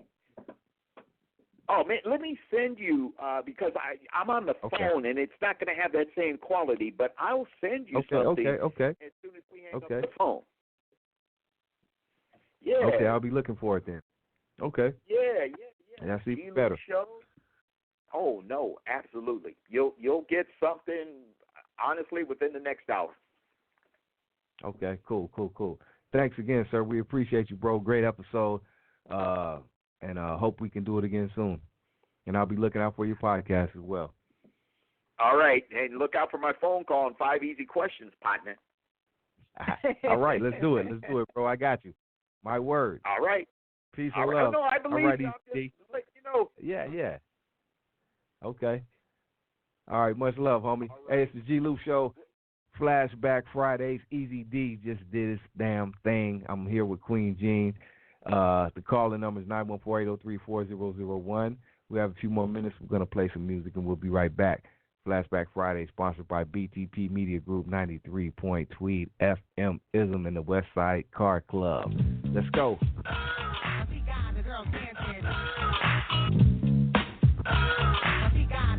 Now as the record spins around, you recognize this sound, well it's the underground. You know that we're down with what you like, with what you like. And though we're usually on a serious tip, check it out. Tonight we're gonna flip and trip and let it all hang out tonight. We're gonna say what we like. Cause yo, we wanna know how many people in the flow would like to just let yourselves go and do what you like. Yeah, what's tonight's your night? Just eat food, try not to be crude or rude. Kills the attitude, shows a serious mood and do what you like. And do what you like. Everybody do what you like. Yeah, do what you like. Just do what you like. Yo, go where you like. I mean, rich, poor, high, lower, upper, middle class. Let's all get together and have a few laughs and do what we like. And do what we like. And since you came here, you gotta show and prove and do that dance until it don't move. Do what you like. Sometimes I bite. Now if you're hungry, get yourself something to eat. And if you're dirty, then go take a bath. Mess up the line? Nope, sometimes I don't rhyme. Help yourself to a cracker with a spread of cheddar cheese. Have a neck bone. You don't have to say please. Eat what you like. Yo, smell how you like. Everybody do what you like. Do what you like. Yo, do what you like. You know what I'm saying? Whatever you like to do, talk how you like. Now just act a fool. It's okay if you drool, cause everybody's gonna strip and jump in the pool and do what we like. And do what we like. Homegirls, for once, forget you got class. See a guy you like? Just grab him in the biscuit. And do what you like. No red, white, tan, black, yellow, or brown. It really doesn't matter, we could all get down and do what we like. And do what we like. From a pigskin Yankee to a blue-black southerner, ditch digger or governor, just do what you like. Look how you like. Now don't you know we're getting busy, we can't be corrected. Jay said, has to be deaf, I say what I like. Like I said, sometimes we bite, even though you don't think it's right. Yo, I like to bite. Just having fun, y'all. And if you think it is wrong, you got to admit it's a new type of song. Do what you like. Yeah, do what you like. Yo, go where you like. Go where you like. Yo, do who you like.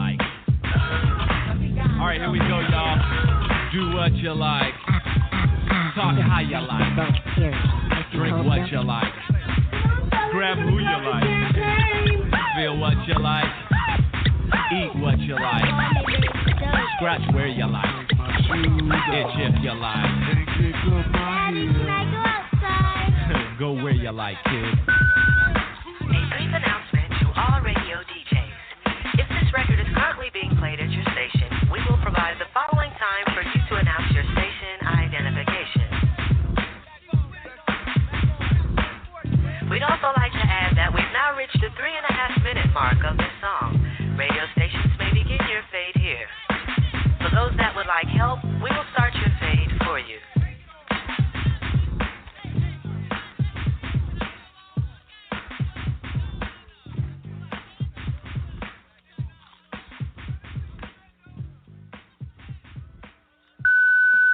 Now, if this record is being played at a club, disco, lounge, house, basement, or block party, car stereo, stoop, or at any other social gathering, we will now allow the beat to continue and proceed to give you more of what you like. This message has been brought to you by the makers of The Way We Swing and the Underground Talk How You Like posse. I feel like a nice big bowl of cereal. Icy cold milk. Ice cream. Look, I told you, kid, eat what you like, okay? Now the beat goes on to the break of dawn. I just peep this, y'all, cause we're singing the song of Do What You Like. Yeah, I do what you like.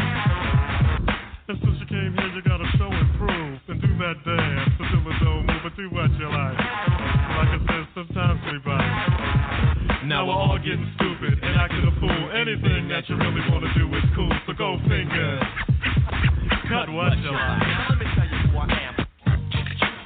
Oh shit.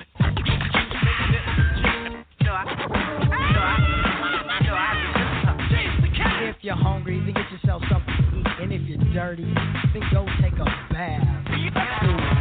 And do what you like.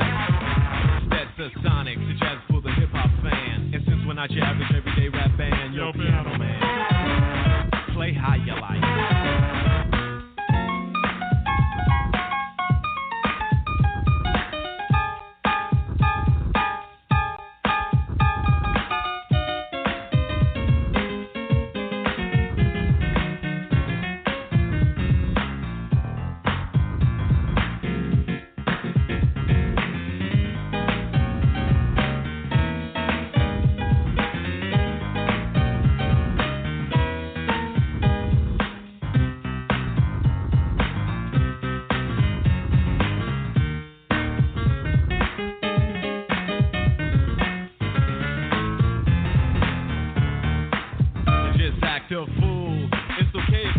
Everybody's gonna strip and jump in the pool. Wait a minute.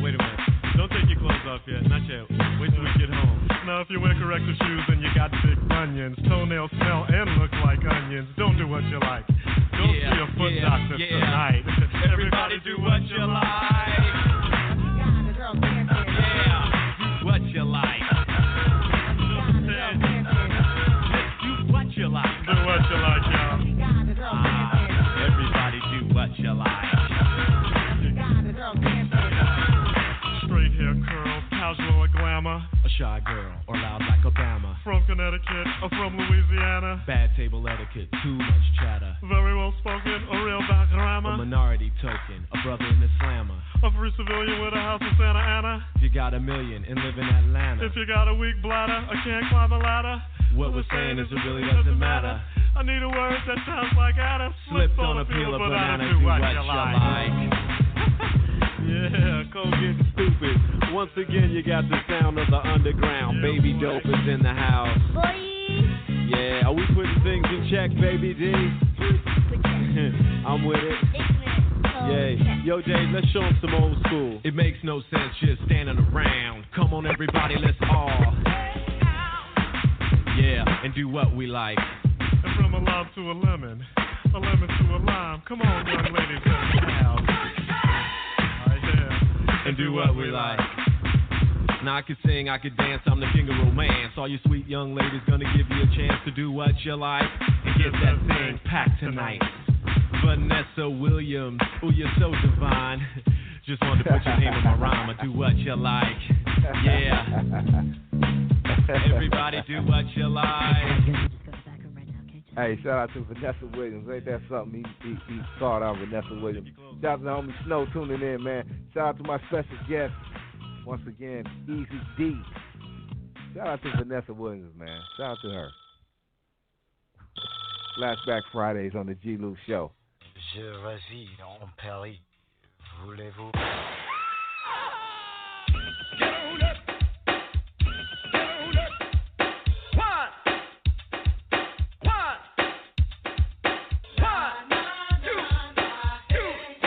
Voulez-vous venir?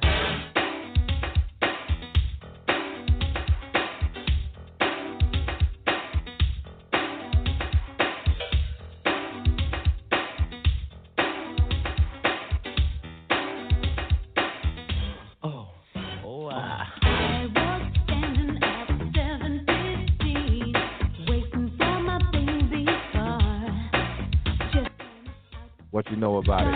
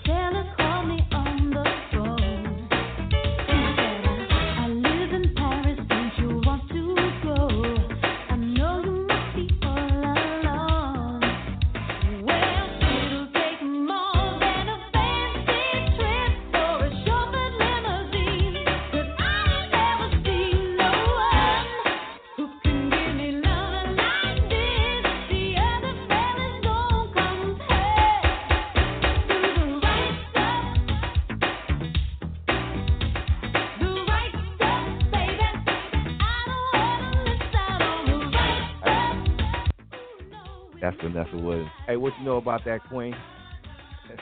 Oh, I know about that.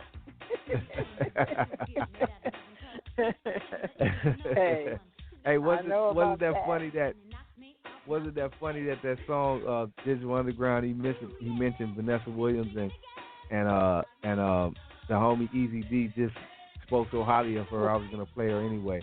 So that was the perfect segue. Yeah, I tripped off of that when he did that shout out to Vanessa Williams. I was like, oh, okay. Yeah, that was pretty right. cool. That's crazy. Yeah. How you doing over there? Yeah, I'm okay, Queen. You know, I'm over here just enjoying the moment, playing some good music, and enjoying this Flashback Friday. You know, how are you over there? I'm great. I'm great. Actually, I'm great. Thanks. Okay. Jane had hit me up. She wanted to hear something kind of soothing, and I asked her, what do you want to hear? She said, anything you or G-Lew pick. So I'm throwing it at you. You can pick out something soothing since you're the man. You know, you can pick out something soothing for her to hear. No, check this out. I'm going to put it on you. What do you want to hear? I know you had a request. What do you want to hear? I'm going to put it on you. Let's hear some, I'm thinking about some Ashford and Simpson. No Confunction? What is that? Yeah, Confunction. What is that? Love Train. But for Jane, I don't know. I'm going to have to think about it for her. Okay. Well, in the meantime, we'll do this right here. Right on. Okay. Queen Jean, G-Lew, Flashback Fridays, man.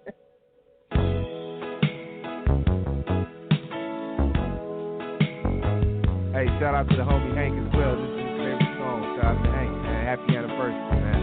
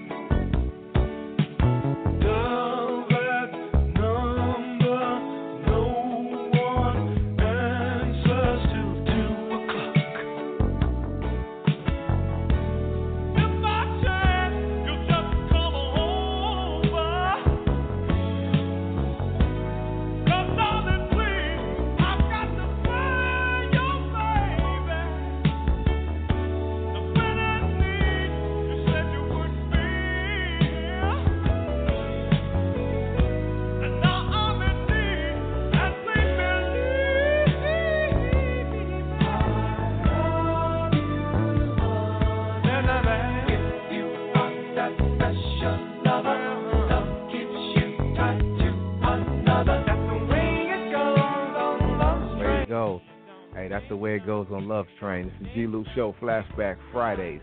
We ain't gonna give you too much of that. That's the OG Sundays type of shit right there, you know.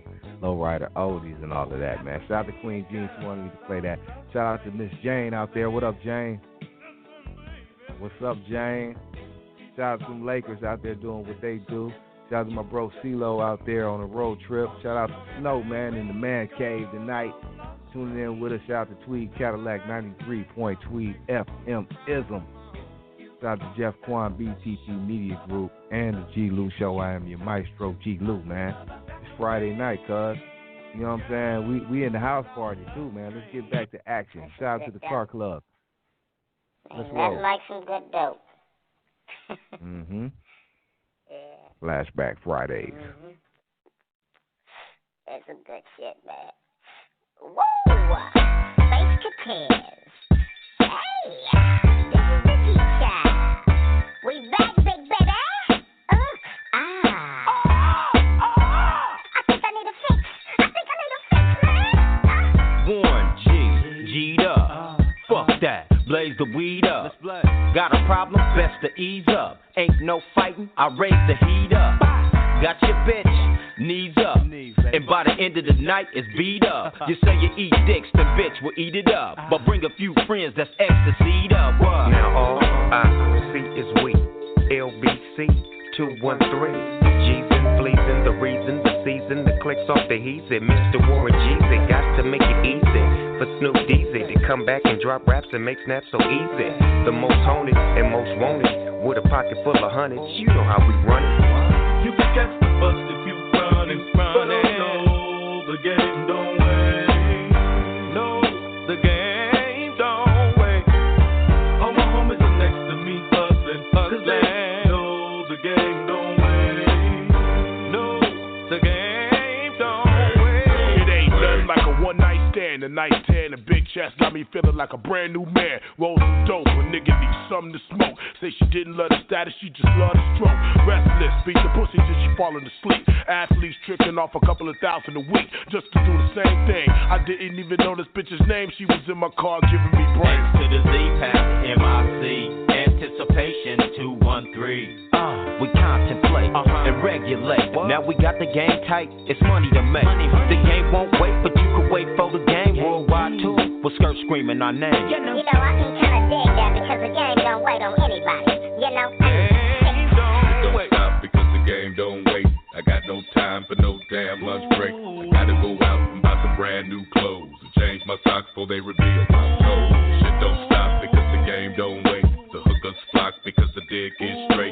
Let me teach you what I already know. The shit don't stop, so it's time I go. Youngster, never bite the hand that feeds you. Proceed to give back to your folks and lokes that need you. We do. We always keep it on the true. 213, that's the name of the crew. It's true that the dirt I did as a kid got me caught up, but I was brought up with the MO of a deal. So for your info, nigga, I've been doing this before I hit the radius up. Snoop Dizzy is off the heezy, so you can make mine extra cheesy. The crew's a twist, cause it consists of 3 riders, east siders, one love. You can catch the bus if you run in front of no, the game don't wait. No, the game don't wait. All my homies are next to me, fussing, hustling. No, the game don't wait.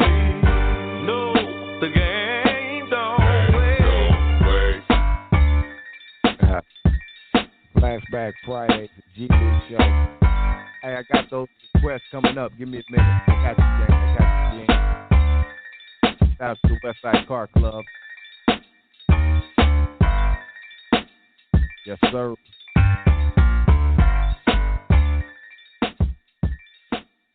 Hey, shout out to my homeboy Big D tuning in from Tampa Bay, Florida. He wants to hear this. Let me do this for the homie.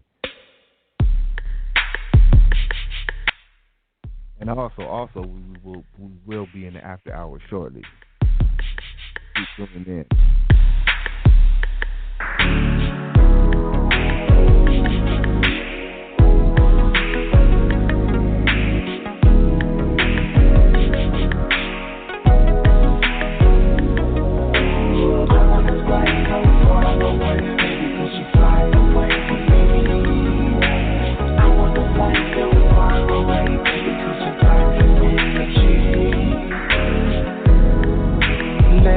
Take you on a trip around the world.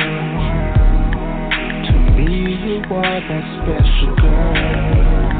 And if you find the time to fly in the sky, just you and I to paradise. 'Cause you're my special girl. I wanna fly so far away, so far away.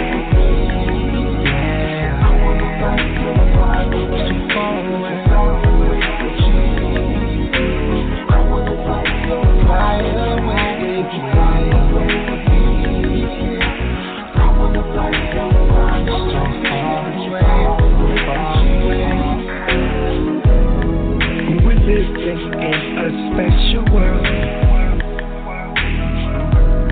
That's why you're special, girl. And I love your personality. So you should fly away with me. I wanna fly so far away, baby. You should fly away with me. Fly away with me. I wanna fly so far away, baby. You should fly away. I really wanna fly away with you. I wanna fly so far away, baby. But would you fly with me? Fly away with me. 'Cause I wanna fly with you. And fly away with me. Fly away. Fly away. So far away.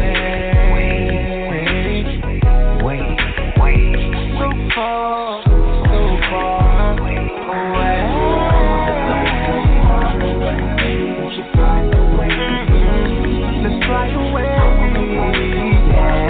Yeah.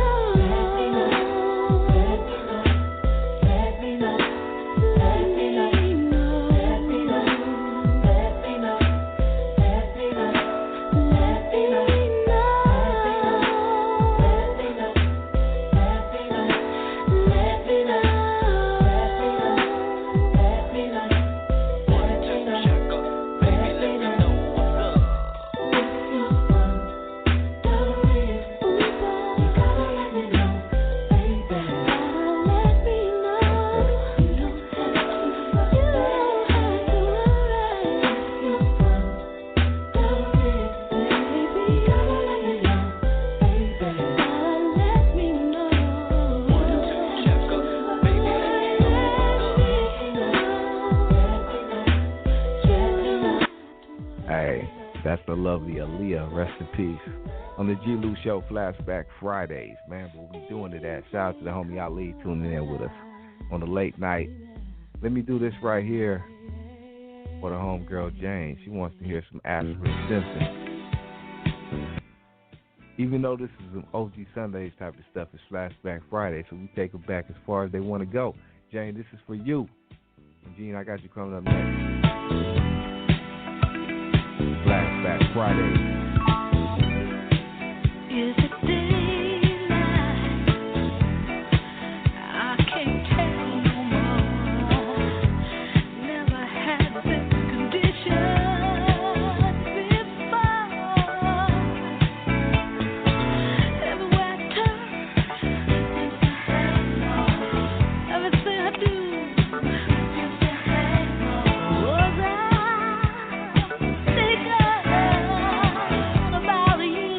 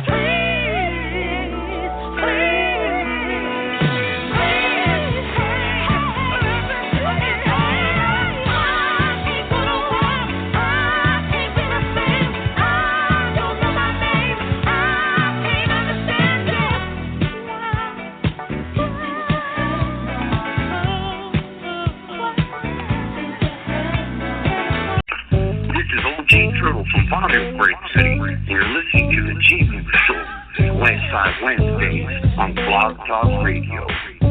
Jumble my bricks.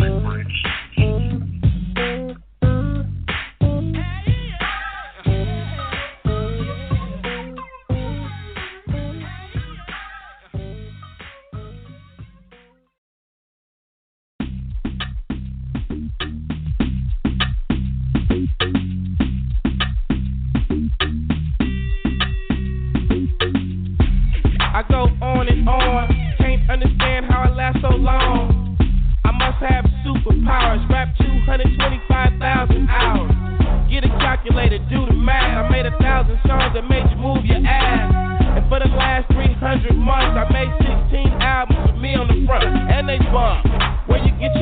I heard 93 rappers say bitch like me. 2 singers and 10 comedians, and I'm still gon' yell it every time you see me in. What's my favorite word? Why they gotta say it like short? You know they can't play on my court, can't hang with the big dogs, stay on the porch. Blow the whistle. Blow the whistle. Blow the whistle. Blow the whistle. Where you get that from? Grab a mic, spit one. Let me hit that plum. Pimp C, 8 Ball, and MJG. Keep spitting that D to the IMP. Fun B, that's Texas, baby. Ballin' G, that's Memphis, baby. Short Dog, that's Oakland, baby. Ain't nothing but pimpin' these days, G. My nigga C got locked up, but these real hoes still know they got to fuck. Give a fuck, nigga, what you say. Short Dog, fuck with UGK. Do you really wanna be like me? Big game like Snoop and T.I.P. Pretty girls in the VIP, they came with Dre. They don't need ID. Blow the whistle. Blow the whistle. Blow the whistle. Blow the whistle. Your mind is gone, your brain is laid, you've been wide awake for the last 3 days, popping pills. It goes down for real. Don't stop, just keep rolling downhill. Crash and burn, can't stand, fall back. You're doing too much, you can't handle all that. Man, it's been way too long. Time to let the whole world play your songs. Like me, my shit gets around. Leave the country, come back and hit the town. I'm in Miami, New York, and ATL. Houston and LA, ask Dave Chappelle about my rich bitch. You got her from me and made $50 million. I'm proud of you, D. But I'm crazy, you don't wanna be like me. I come from East Oakland where the youngsters get hypey. Blow it. Blow the whistle. Blow the whistle. Blow the whistle. Yeah. Too short. Up all night, baby. Album number 16. Y'all can't fuck with that.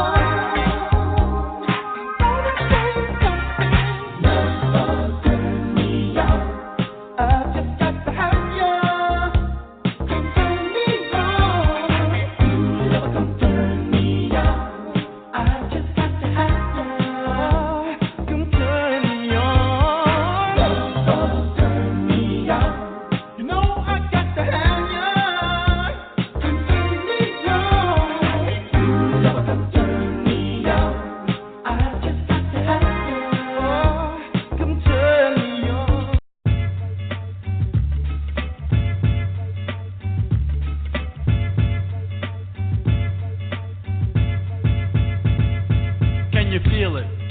Nothing can save ya, but this is the season of catching the vapors. And since I got time, what I'm going to do is tell you how to spread it throughout my crew. Well, you all know T.J. Swan, who sang on my records. Make the music nobody beats the biz, well check it. Back in the days before this began, he used to try to talk to this girl named Fran. That type of female with fly Gucci wear, with big truck jewelry and extensions in the hair. When Swan tried to kick it, she always fast talking about, nigga, please, you work for UPS. Since he wasn't no type of big drug dealer, my man T.J. Swan didn't appeal to her. But now he trucks gold to wear fly belly boots, rough leather fashion and tough silk suits. Now she stopped fronting and wants to speak and be coming to all the shows every single weekend. To get his beeper number, she be begging please, dying for the day to get skis. She caught the vapors. She caught the vapors. She caught the vapors. She caught the vapors. I got another brother that's calm and plain. He goes by the name of the Big Daddy Kane. A mellow type of fellow that's laid back. Back in the days, he was nothing like that. I remember when he used to fight every day. What grown-ups would tell him, he would never obey. He wore his pants hanging down and his sneakers untied, and a Rasta-type tango tilted to the side. Around his neighborhood, people treated him bad and said he was the worst thing his mom's ever had. They said that he would grow up to be nothing but a hoodlum, or either in jail or someone would shoot him. But now he's grown up to their surprise. Big Daddy got a hit record selling worldwide. Now the same people that didn't like him as a child be saying, can I borrow $1? Ooh, you're a star. Now they caught the vapors. That's what they caught the vapors. Flashback Fridays, the G-Lew Show. Let me do something for the ladies, man. What's up? Tupac. Can you get away? Let me come swoop you up. No, I got a man. I know you got a man, but he ain't gonna mind if I take you out. Of course he gonna mind. Take you to lunch. I'll have you back before you even get home. Before anybody see you. Oh, come on. He won't let me. Please. Man. Hi. What's wrong with your eye? Why you got on glasses? Ever since I met you, I could beat the pressure. It's like your man don't understand, all he does is stress you. I could see his state of misery from the introduction.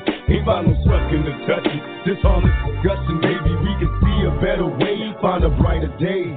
Late night phone conversations, would that be okay? I don't wanna take up all your time, be the next in line. Tell me your size, let me find you things with you in mind. I can see you're cautious and I'm careful not to scare you. The anticipation of love making got you shaking when I'm standing near you. Moves of precision will prepare you in case you get scared. Cause that's the man in the mirror. Now the picture's getting clearer. All he does is hit you hard. I tell you to leave him, and you tell me keep my faith in God. I don't understand it, I just wanna bring you home. I wonder should I leave you alone to find a woman of my own. All the homies tell me that you don't deserve it. I contemplate, but in my heart I know you worth it. Tell me, can you get away? Ebony, can you get away? Come on, let's go. Can you get away? Can you get away? I know. Just for a little while, love. I know it's hard, but can you get away? Let's go, man. Get up out of there. Can you get away? Do you love him? Do you love that man? Could it be my destiny to be lonely and checking for these switches that be on me cause they phony? With you is different, I got no need to be suspicious, cause I can tell my life with you would be delicious. The way you lick your lips and shake your hips got me addicted. I'm sitting here hoping that we can find some way to kick it. Even though I got the digits, gotta struggle to resist it. Slowly advance when it's my chance not to miss it. You blow me kisses when he ain't looking, now your heart took it. My only wish is that you change your mind and he get shook. Wanna take you there, but you're scared to follow. Come see tomorrow, hoping I can take you through the pain and sorrow. Let you know I care, that someone's there for your struggle. Depend on me when you have needs or there's trouble. I wanna give you happiness and maybe even more. I told you before, no time to waste. We can hook up at the store, can you get away? I know it is. Yeah, you can. You ain't happy. Can you get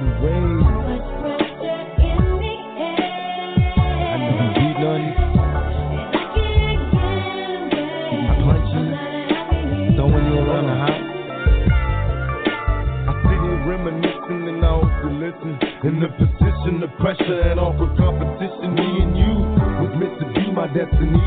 No longer lonely, cause now it's home for you and me. All I can see, a happy home, that's my fantasy. But my reality is problems with your man and me. What can I do? Don't wanna lose you to the sucker, cause if you touch it, I got some drama for that buster. Don't wanna rush you, but make your mind up fast. Nobody knows, or who controls, will it last? Before I ask, I hope you see that I'm sincere. And even if you stay with him today, I'm still here. I refuse to give up, cause I believe in what we share. You're living in prison and what he's given can't compare. Cause everything I feel for you, I wanna let you know. Passionate for yours and I never let you go. Tell me, can you get away?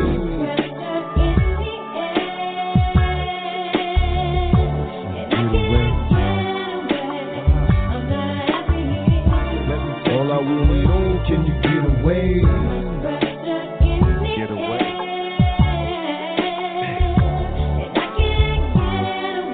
Of course you can get away. If you really wanted to get away, you can get away.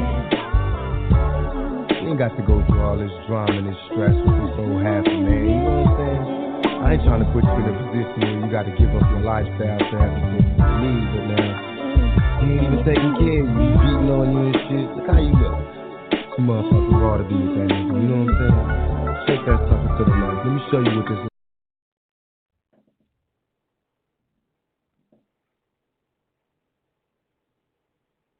Listen. You're in a privileged position to learn a thing or two. Keep your mouth shut and your eyes open. What up, my nigga? Snoop Dogg. This is what it is, man. This record is so motherfucking gangster, man. I think it's time for me and you to just tone it down a bit. Come on.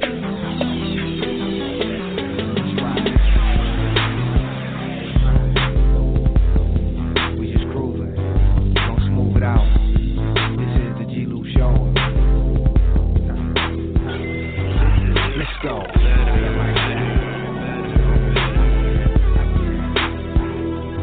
Gotta do it better.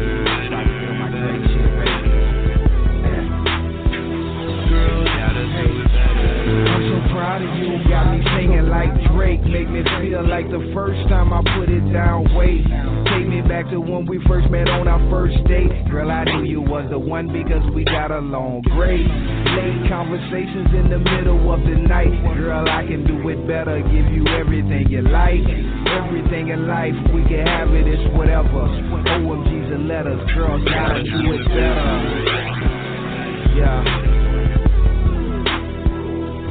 Gotta do it better. Girl, gotta do it better.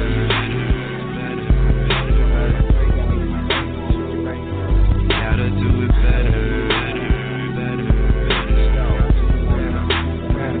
Girl, gotta do it better. Everything I see in your life is everything I need in my wife. Girl, the story of my life reads like a book. All the thieves and the crooks took everything I had except the bars and the hooks. Just cars that I shook. I'm a star, show they look. TMZ and paparazzi cameras got my mind shook. Everything is booked up from the first to the third. But baby, on the fourth, best believe you get served. Gotta do it better. Girl, gotta do it better.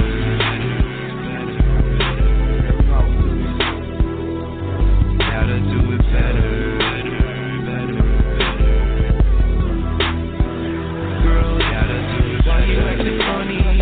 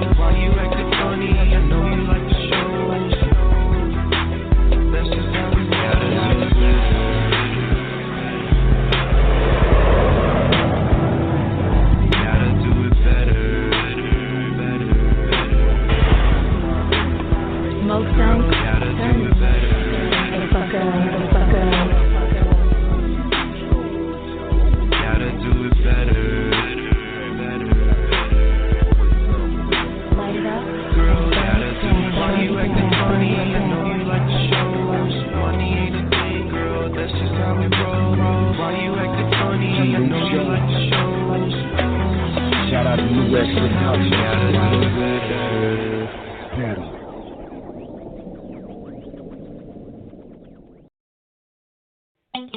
How many brothers fell victim to the street? Rest in peace, young nigga. There's a heaven for you. Be alive if I told you that I never thought of that. My niggas, we the last ones left. But life goes on. How many brothers fell victim to the street? Rest in peace, young nigga. There's a heaven for you. Be alive if I told you that I never thought of that. My niggas, we the last ones left. Life goes on. I bail through the empty halls, breath stinking in my drawers. Ring, ring, ring. Quiet, y'all. Incoming call. Plus it's my homie from high school. He getting by.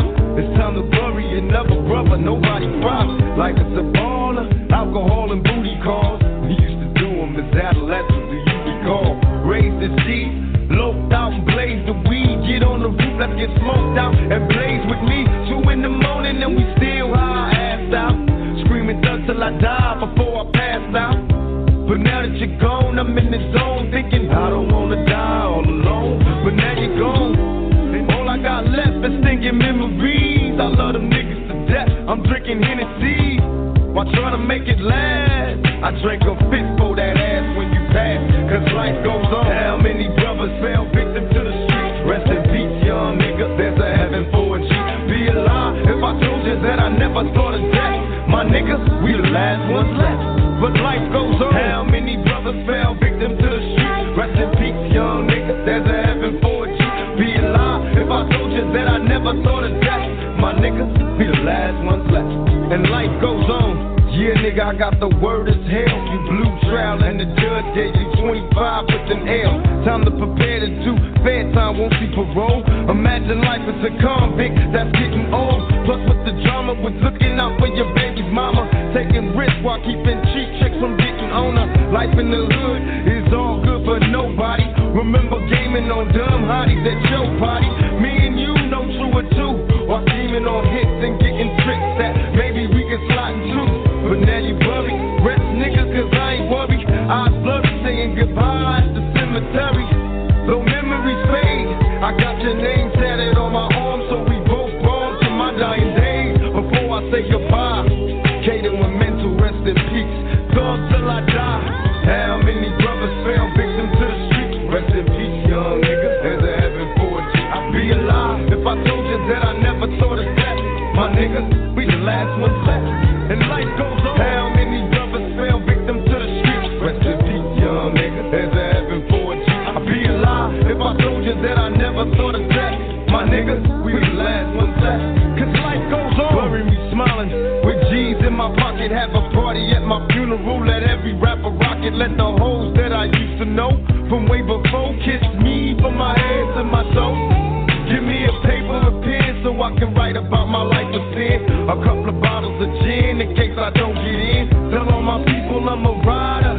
Nobody cries when we die. We outlaws, let me ride until I get free. I live my life in the fast lane. Got police chasing me. To my niggas from old blocks, from old crew. Niggas that guided me through. Back in the old school. Pour out some liquor, have a toast for the homies. See, we both gotta die, but you chose to go before me. And brothers miss you while you gone. You left your nigga on his own. How long we moan? Life goes on. How many brothers fell victim to the streets? Life goes on, homie. All homies that passed away. Niggas doing life. Niggas doing 50 and 60 years and shit. I feel you, nigga. Trust me, I feel you. You know what I mean? Last year, we poured out liquor for you. This year, nigga, life goes on. We finna clock mail, get money, evade bitches, evade tricks, get flags, plenty space, and basically just represent for you, baby. Next time you see your niggas, we gonna be on top, nigga. You gonna be like, God damn, them niggas came up. That's right, baby. Life goes on.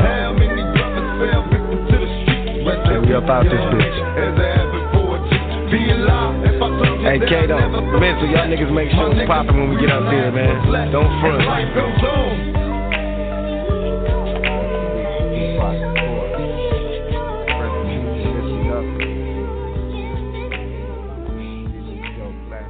Fridays, man. And the shit don't stop. We in the after hours, man. Rest in peace to your loved ones. Rest in peace to Queen Jean's mother, her lovely mother. Rest in peace. It's the G-Lew Show.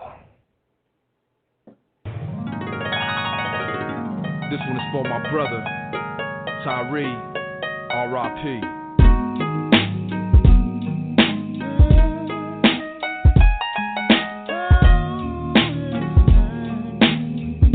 A message to God.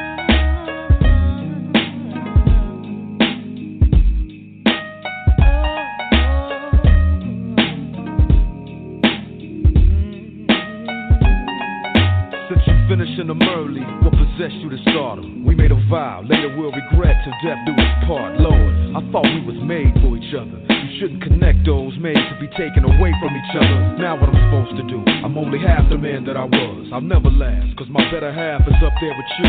You knew what you was doing when you made us.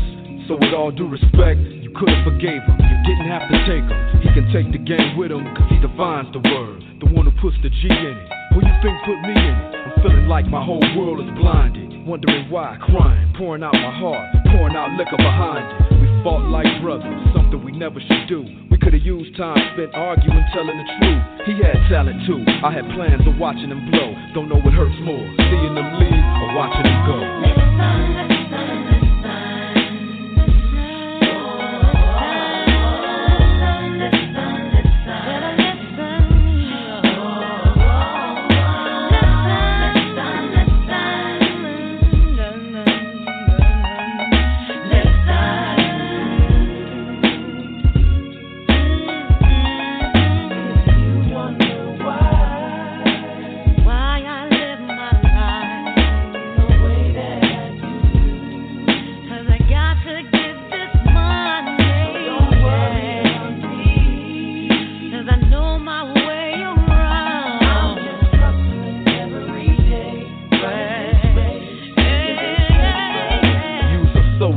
Probably packing heat up there. Met up with homies from the street and got deep up there. You only knew the way I felt before they ruined the crew.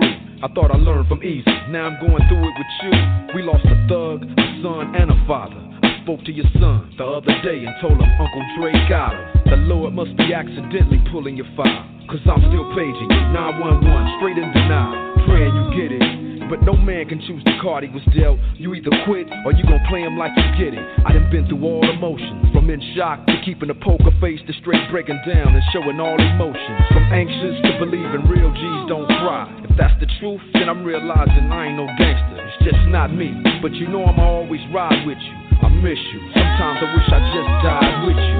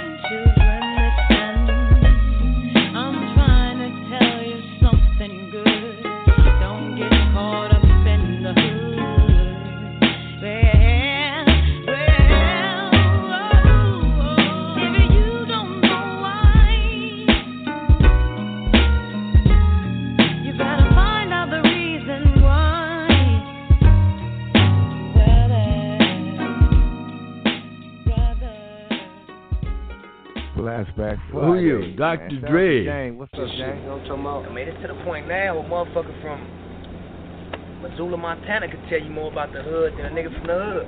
Feel me? Could tell you about some crippin' and blood more than the niggas that's in that lifestyle. Because they got it under a microscope. They so fascinated, and it's so much of a phenomenon to them, and it's so entertaining to see us kill each other, and it's so exciting to them that, you know, they got it under a microscope. They damn near study everything a nigga do, from a nigga walk to a nigga talk to the type of music we do.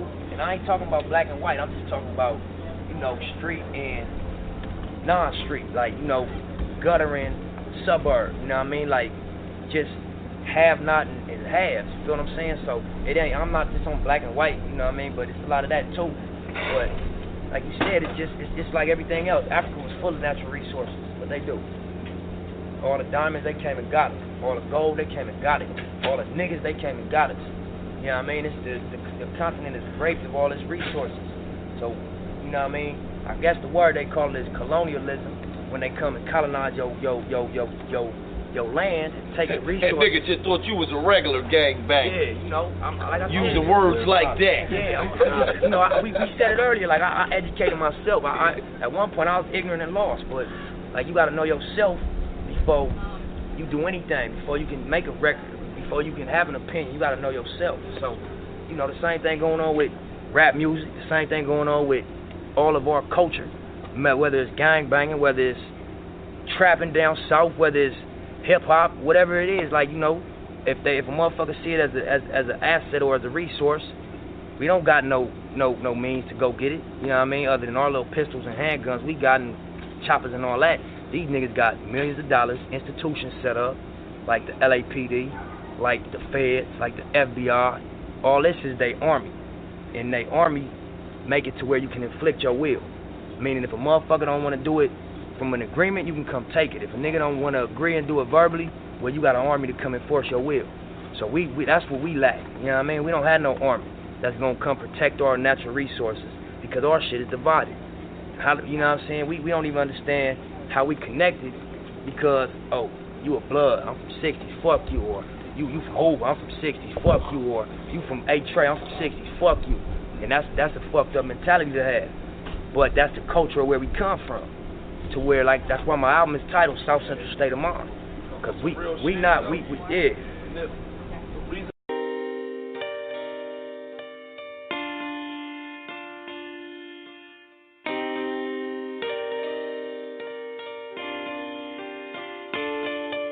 Look, relate to you, I can't if you's a fake nigga.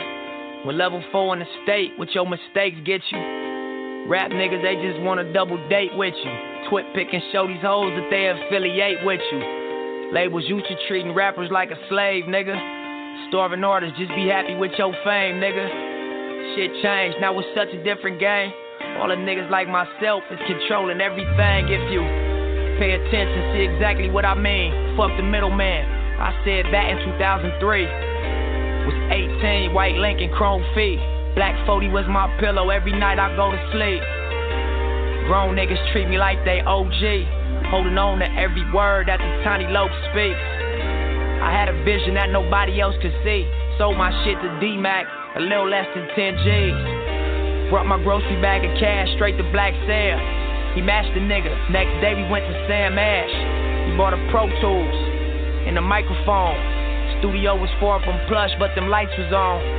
Couple $100,000 stashed at my mama's home. Real estate in Atlanta, but ain't nobody know. Mac 11's in the safe, hidden in the flow. My bro did it like nobody that I've ever known. Screens on every wall with 16 camera angles. Double pane, bulletproof glass, pushing past the haters. Cuban links and Rolexes, photo check from Epic. This industry ain't gotta like us, but they gon' respect it. Built the label up from money we was saving up. No detail to the statute of limitations up. Couple niggas got flipped tryna play with us. The demonstrations speak loud, so I ain't saying much. Was a charismatic nigga, I don't play as much. Cause life is real when you live it in a place like us. School pictures cracking smiles, now my face is stuck. Shell shocked to see how much they really hated us. Couldn't keep a kind heart, get your hatred up. Street smarts, nigga, get your information up. Watching belly smoking blunts take Jamaican puffs. One day I'ma have a house and car like Jamaican cuz.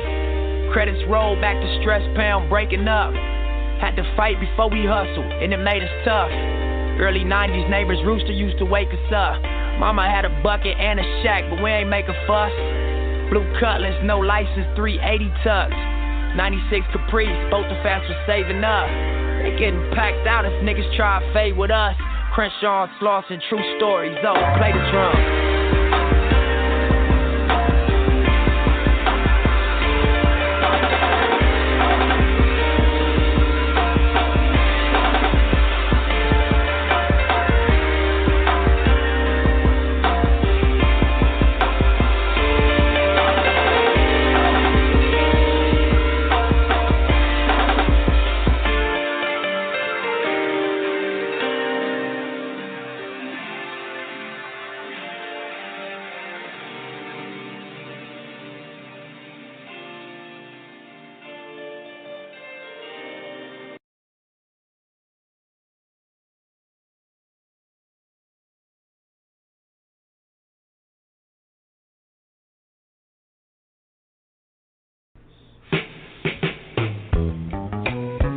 Once again, it's the G-Lew Show.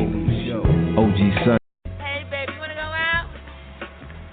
You wanna go out, honey? Flossy B. Spend any money? You see this bitch here? Come here, cutie. Man, Hey, come guess here. what the fuck? Hey, can you believe You hear this what I bitch, said? I Flossy? said, come She wanna here. attempt to pay for some Come here, motherfucking daddy. pussy. You Who look she so talking to? good. Flossy B, slap this bitch. Wait, bitch, back up. Well, I mean, you still got a good relationship with him today? Me and Suge cool as a motherfucker. I'm cool with Suge. I'm cool with Master P, Dr. Dre. I'm cool with everybody. Yeah, I mean, how can you not be cool with Snoop? But I had to go get that cool with him. I had to go sit down with Suge. On Crip, that was my nigga. 18 years old, lost in Logan. Crack money had a nigga open. That rap shit wasn't just cap shit. G-Dub, no Dre, okay, that's cool. But that's old news to niggas like us. Cause if so, he would've signed us off top. But bro, stay solid, so I'ma stay solid to that. Studio every night to the early morn. Bloods and Crips all moving on one accord. Cuz did that, took Death Row to the top. My buzz did that, caught that case, came out safe. Blood did that. So through the ups and the downs, real ones know not to kick niggas when they down, especially when we was down. That nigga picked niggas up, gang bang on NY stages, hitting niggas up. Y'all remember that? Yeah, he did some bullshit, I'm admitting that. But coming at a real Crip like he ain't one, especially when he helped fucking make one on the dead homie. I was at the motherfucking top when I hit my nigga up and said you need to grab Pop. Told Daz hook him up, bruh, straight up out the box. Here's the gang, here's the beats, here's the keys, here's the lock, and we hit them niggas. It was us, cuz. Look around, it still is. Just us, cuz. Dre Rich, Nate Gone, and Ricky too. And look at me, shit, I'm about to turn 50 soon. You always said I'd be a star in the game. Now I got a star on the fucking Walk of Fame. I hopped out, C-Walk, throw my star on the fucking Walk of Fame in that motherfucking Death Row chain, nigga. I know you seen that. Shit, a lot of motherfuckers don't know. Shit, nigga, we been cool. This man changed my life. Shit. Nigga, we made history together. I'm talking about real history, nigga, like when they write the history books, they gonna look at this shit like the Great Depression. You know, the stock exchange. This shit is historic, man. Death Row Records, man, we did that shit, nigga. Suge Knight. Real nigga, man. I think about all. Hey, it's Queen Jean, tuning in on the Fabulous Friday G-Lew Show, where it don't get no better than this. Spend a Friday evening with a chill vibe.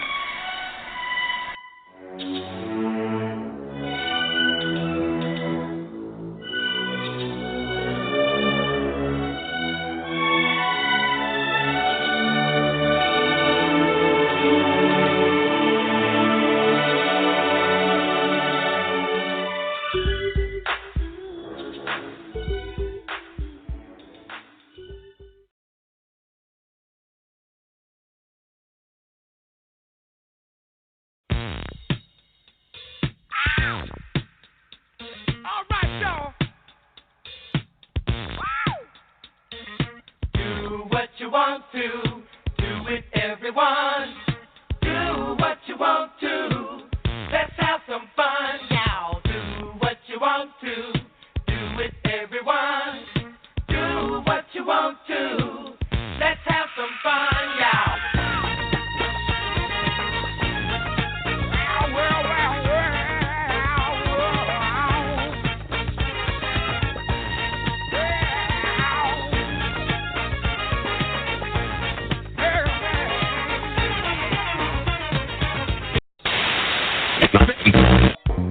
Broadcasting live, it's your main man, DJ Easy Dick.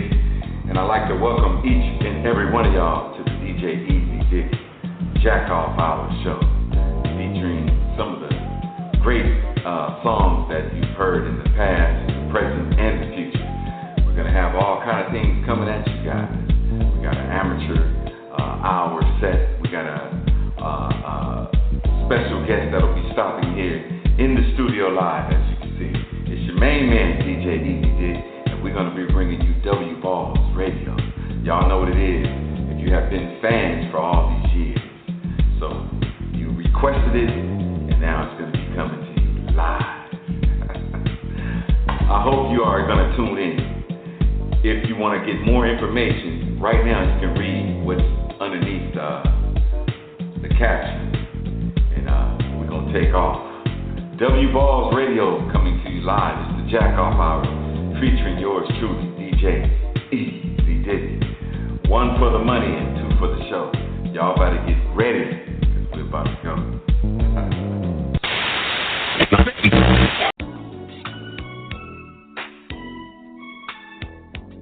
Man, she's so fine. It's just something about her ways, man. Never met nobody like her before. Right. Damn, I had to find it, man. I had to find it, but we got it. Let's go. Let's go. It's something about the way she moves, baby. Yes, sir. It's something about her way. It's something about the way she moves, baby. Yes, sir. It's something about her way. Let's go.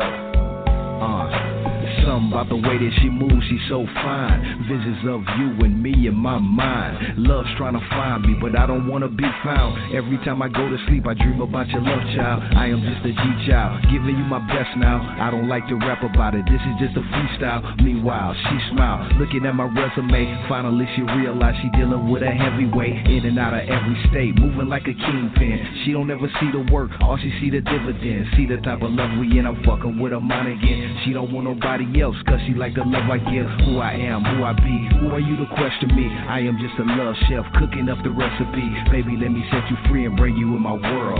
Something about the way that she moves, she that girl.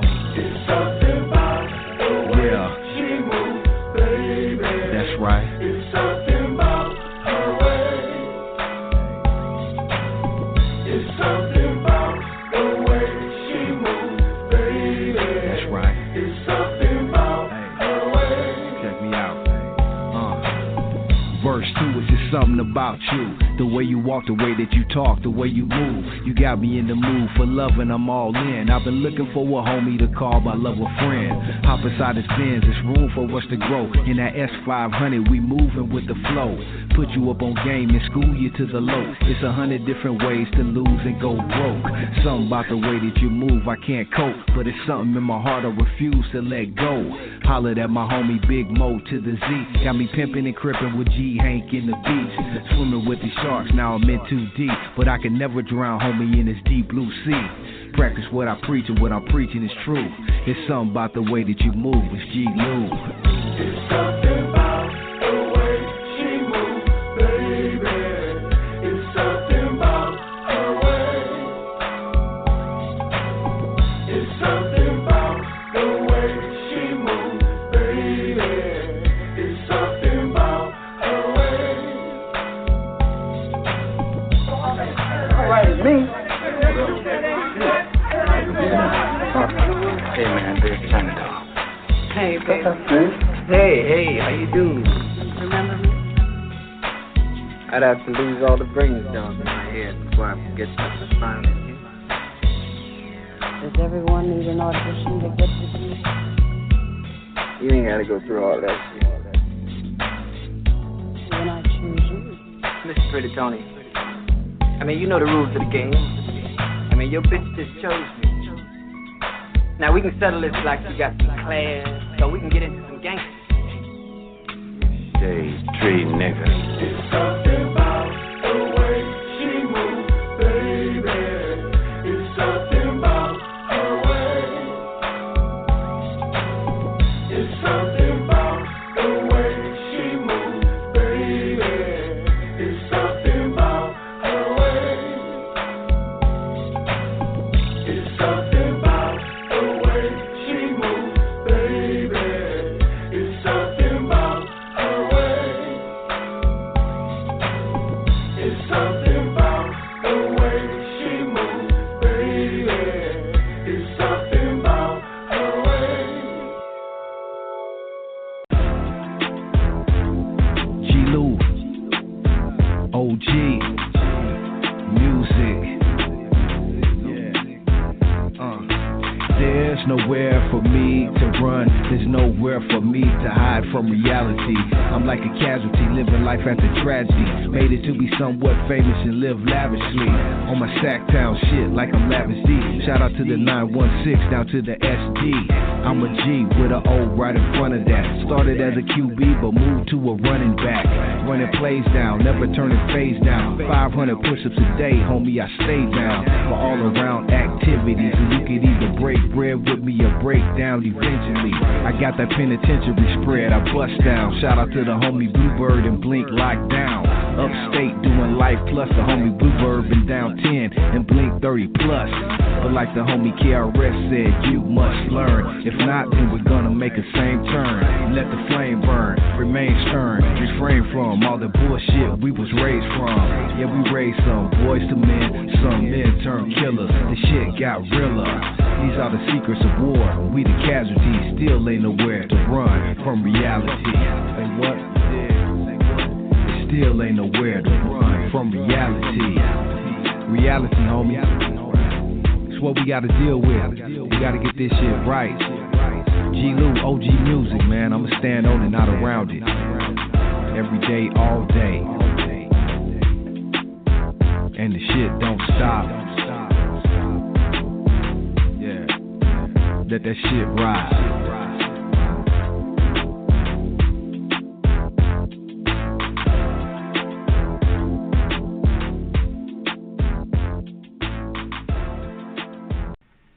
Everybody's talking about the good old days, right?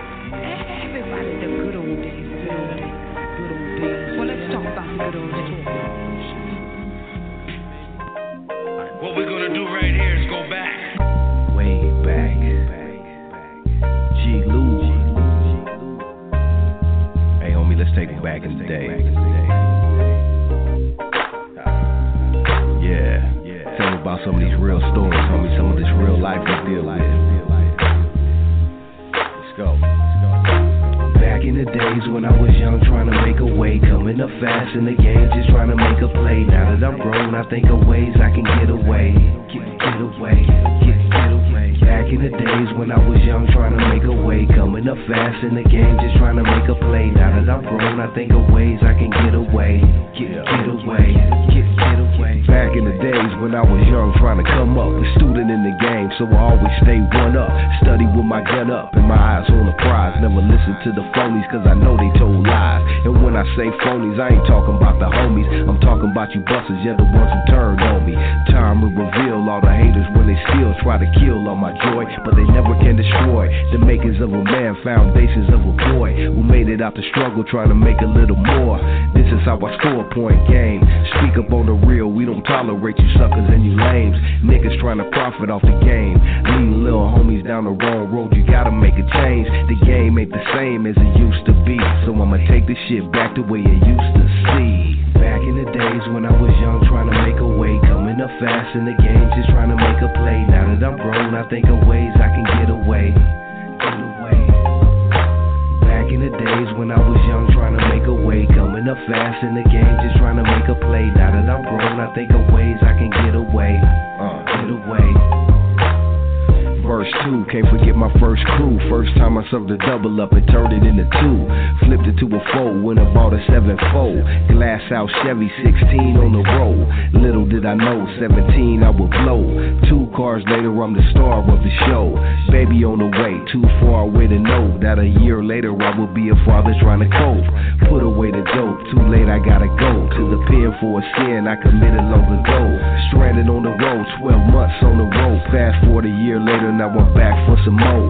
Never learned my lesson, so the blessings can't flow. Till I finally realized I got a destiny to grow. The G-Lew Show, signed, sealed, and delivered on its way. As I think about back in the days.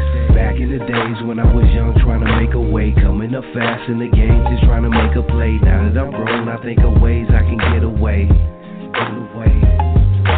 Back in the days when I was young, trying to make a way. Coming up fast in the game, just trying to make a play. Now that I'm grown, I think of ways I can get away. Get away. Proverbs 22:10. Cast out the scorner, and the contention shall go out. Yea, strife and reproach shall cease. What you trying to say, Grandpa? Son, you got to go.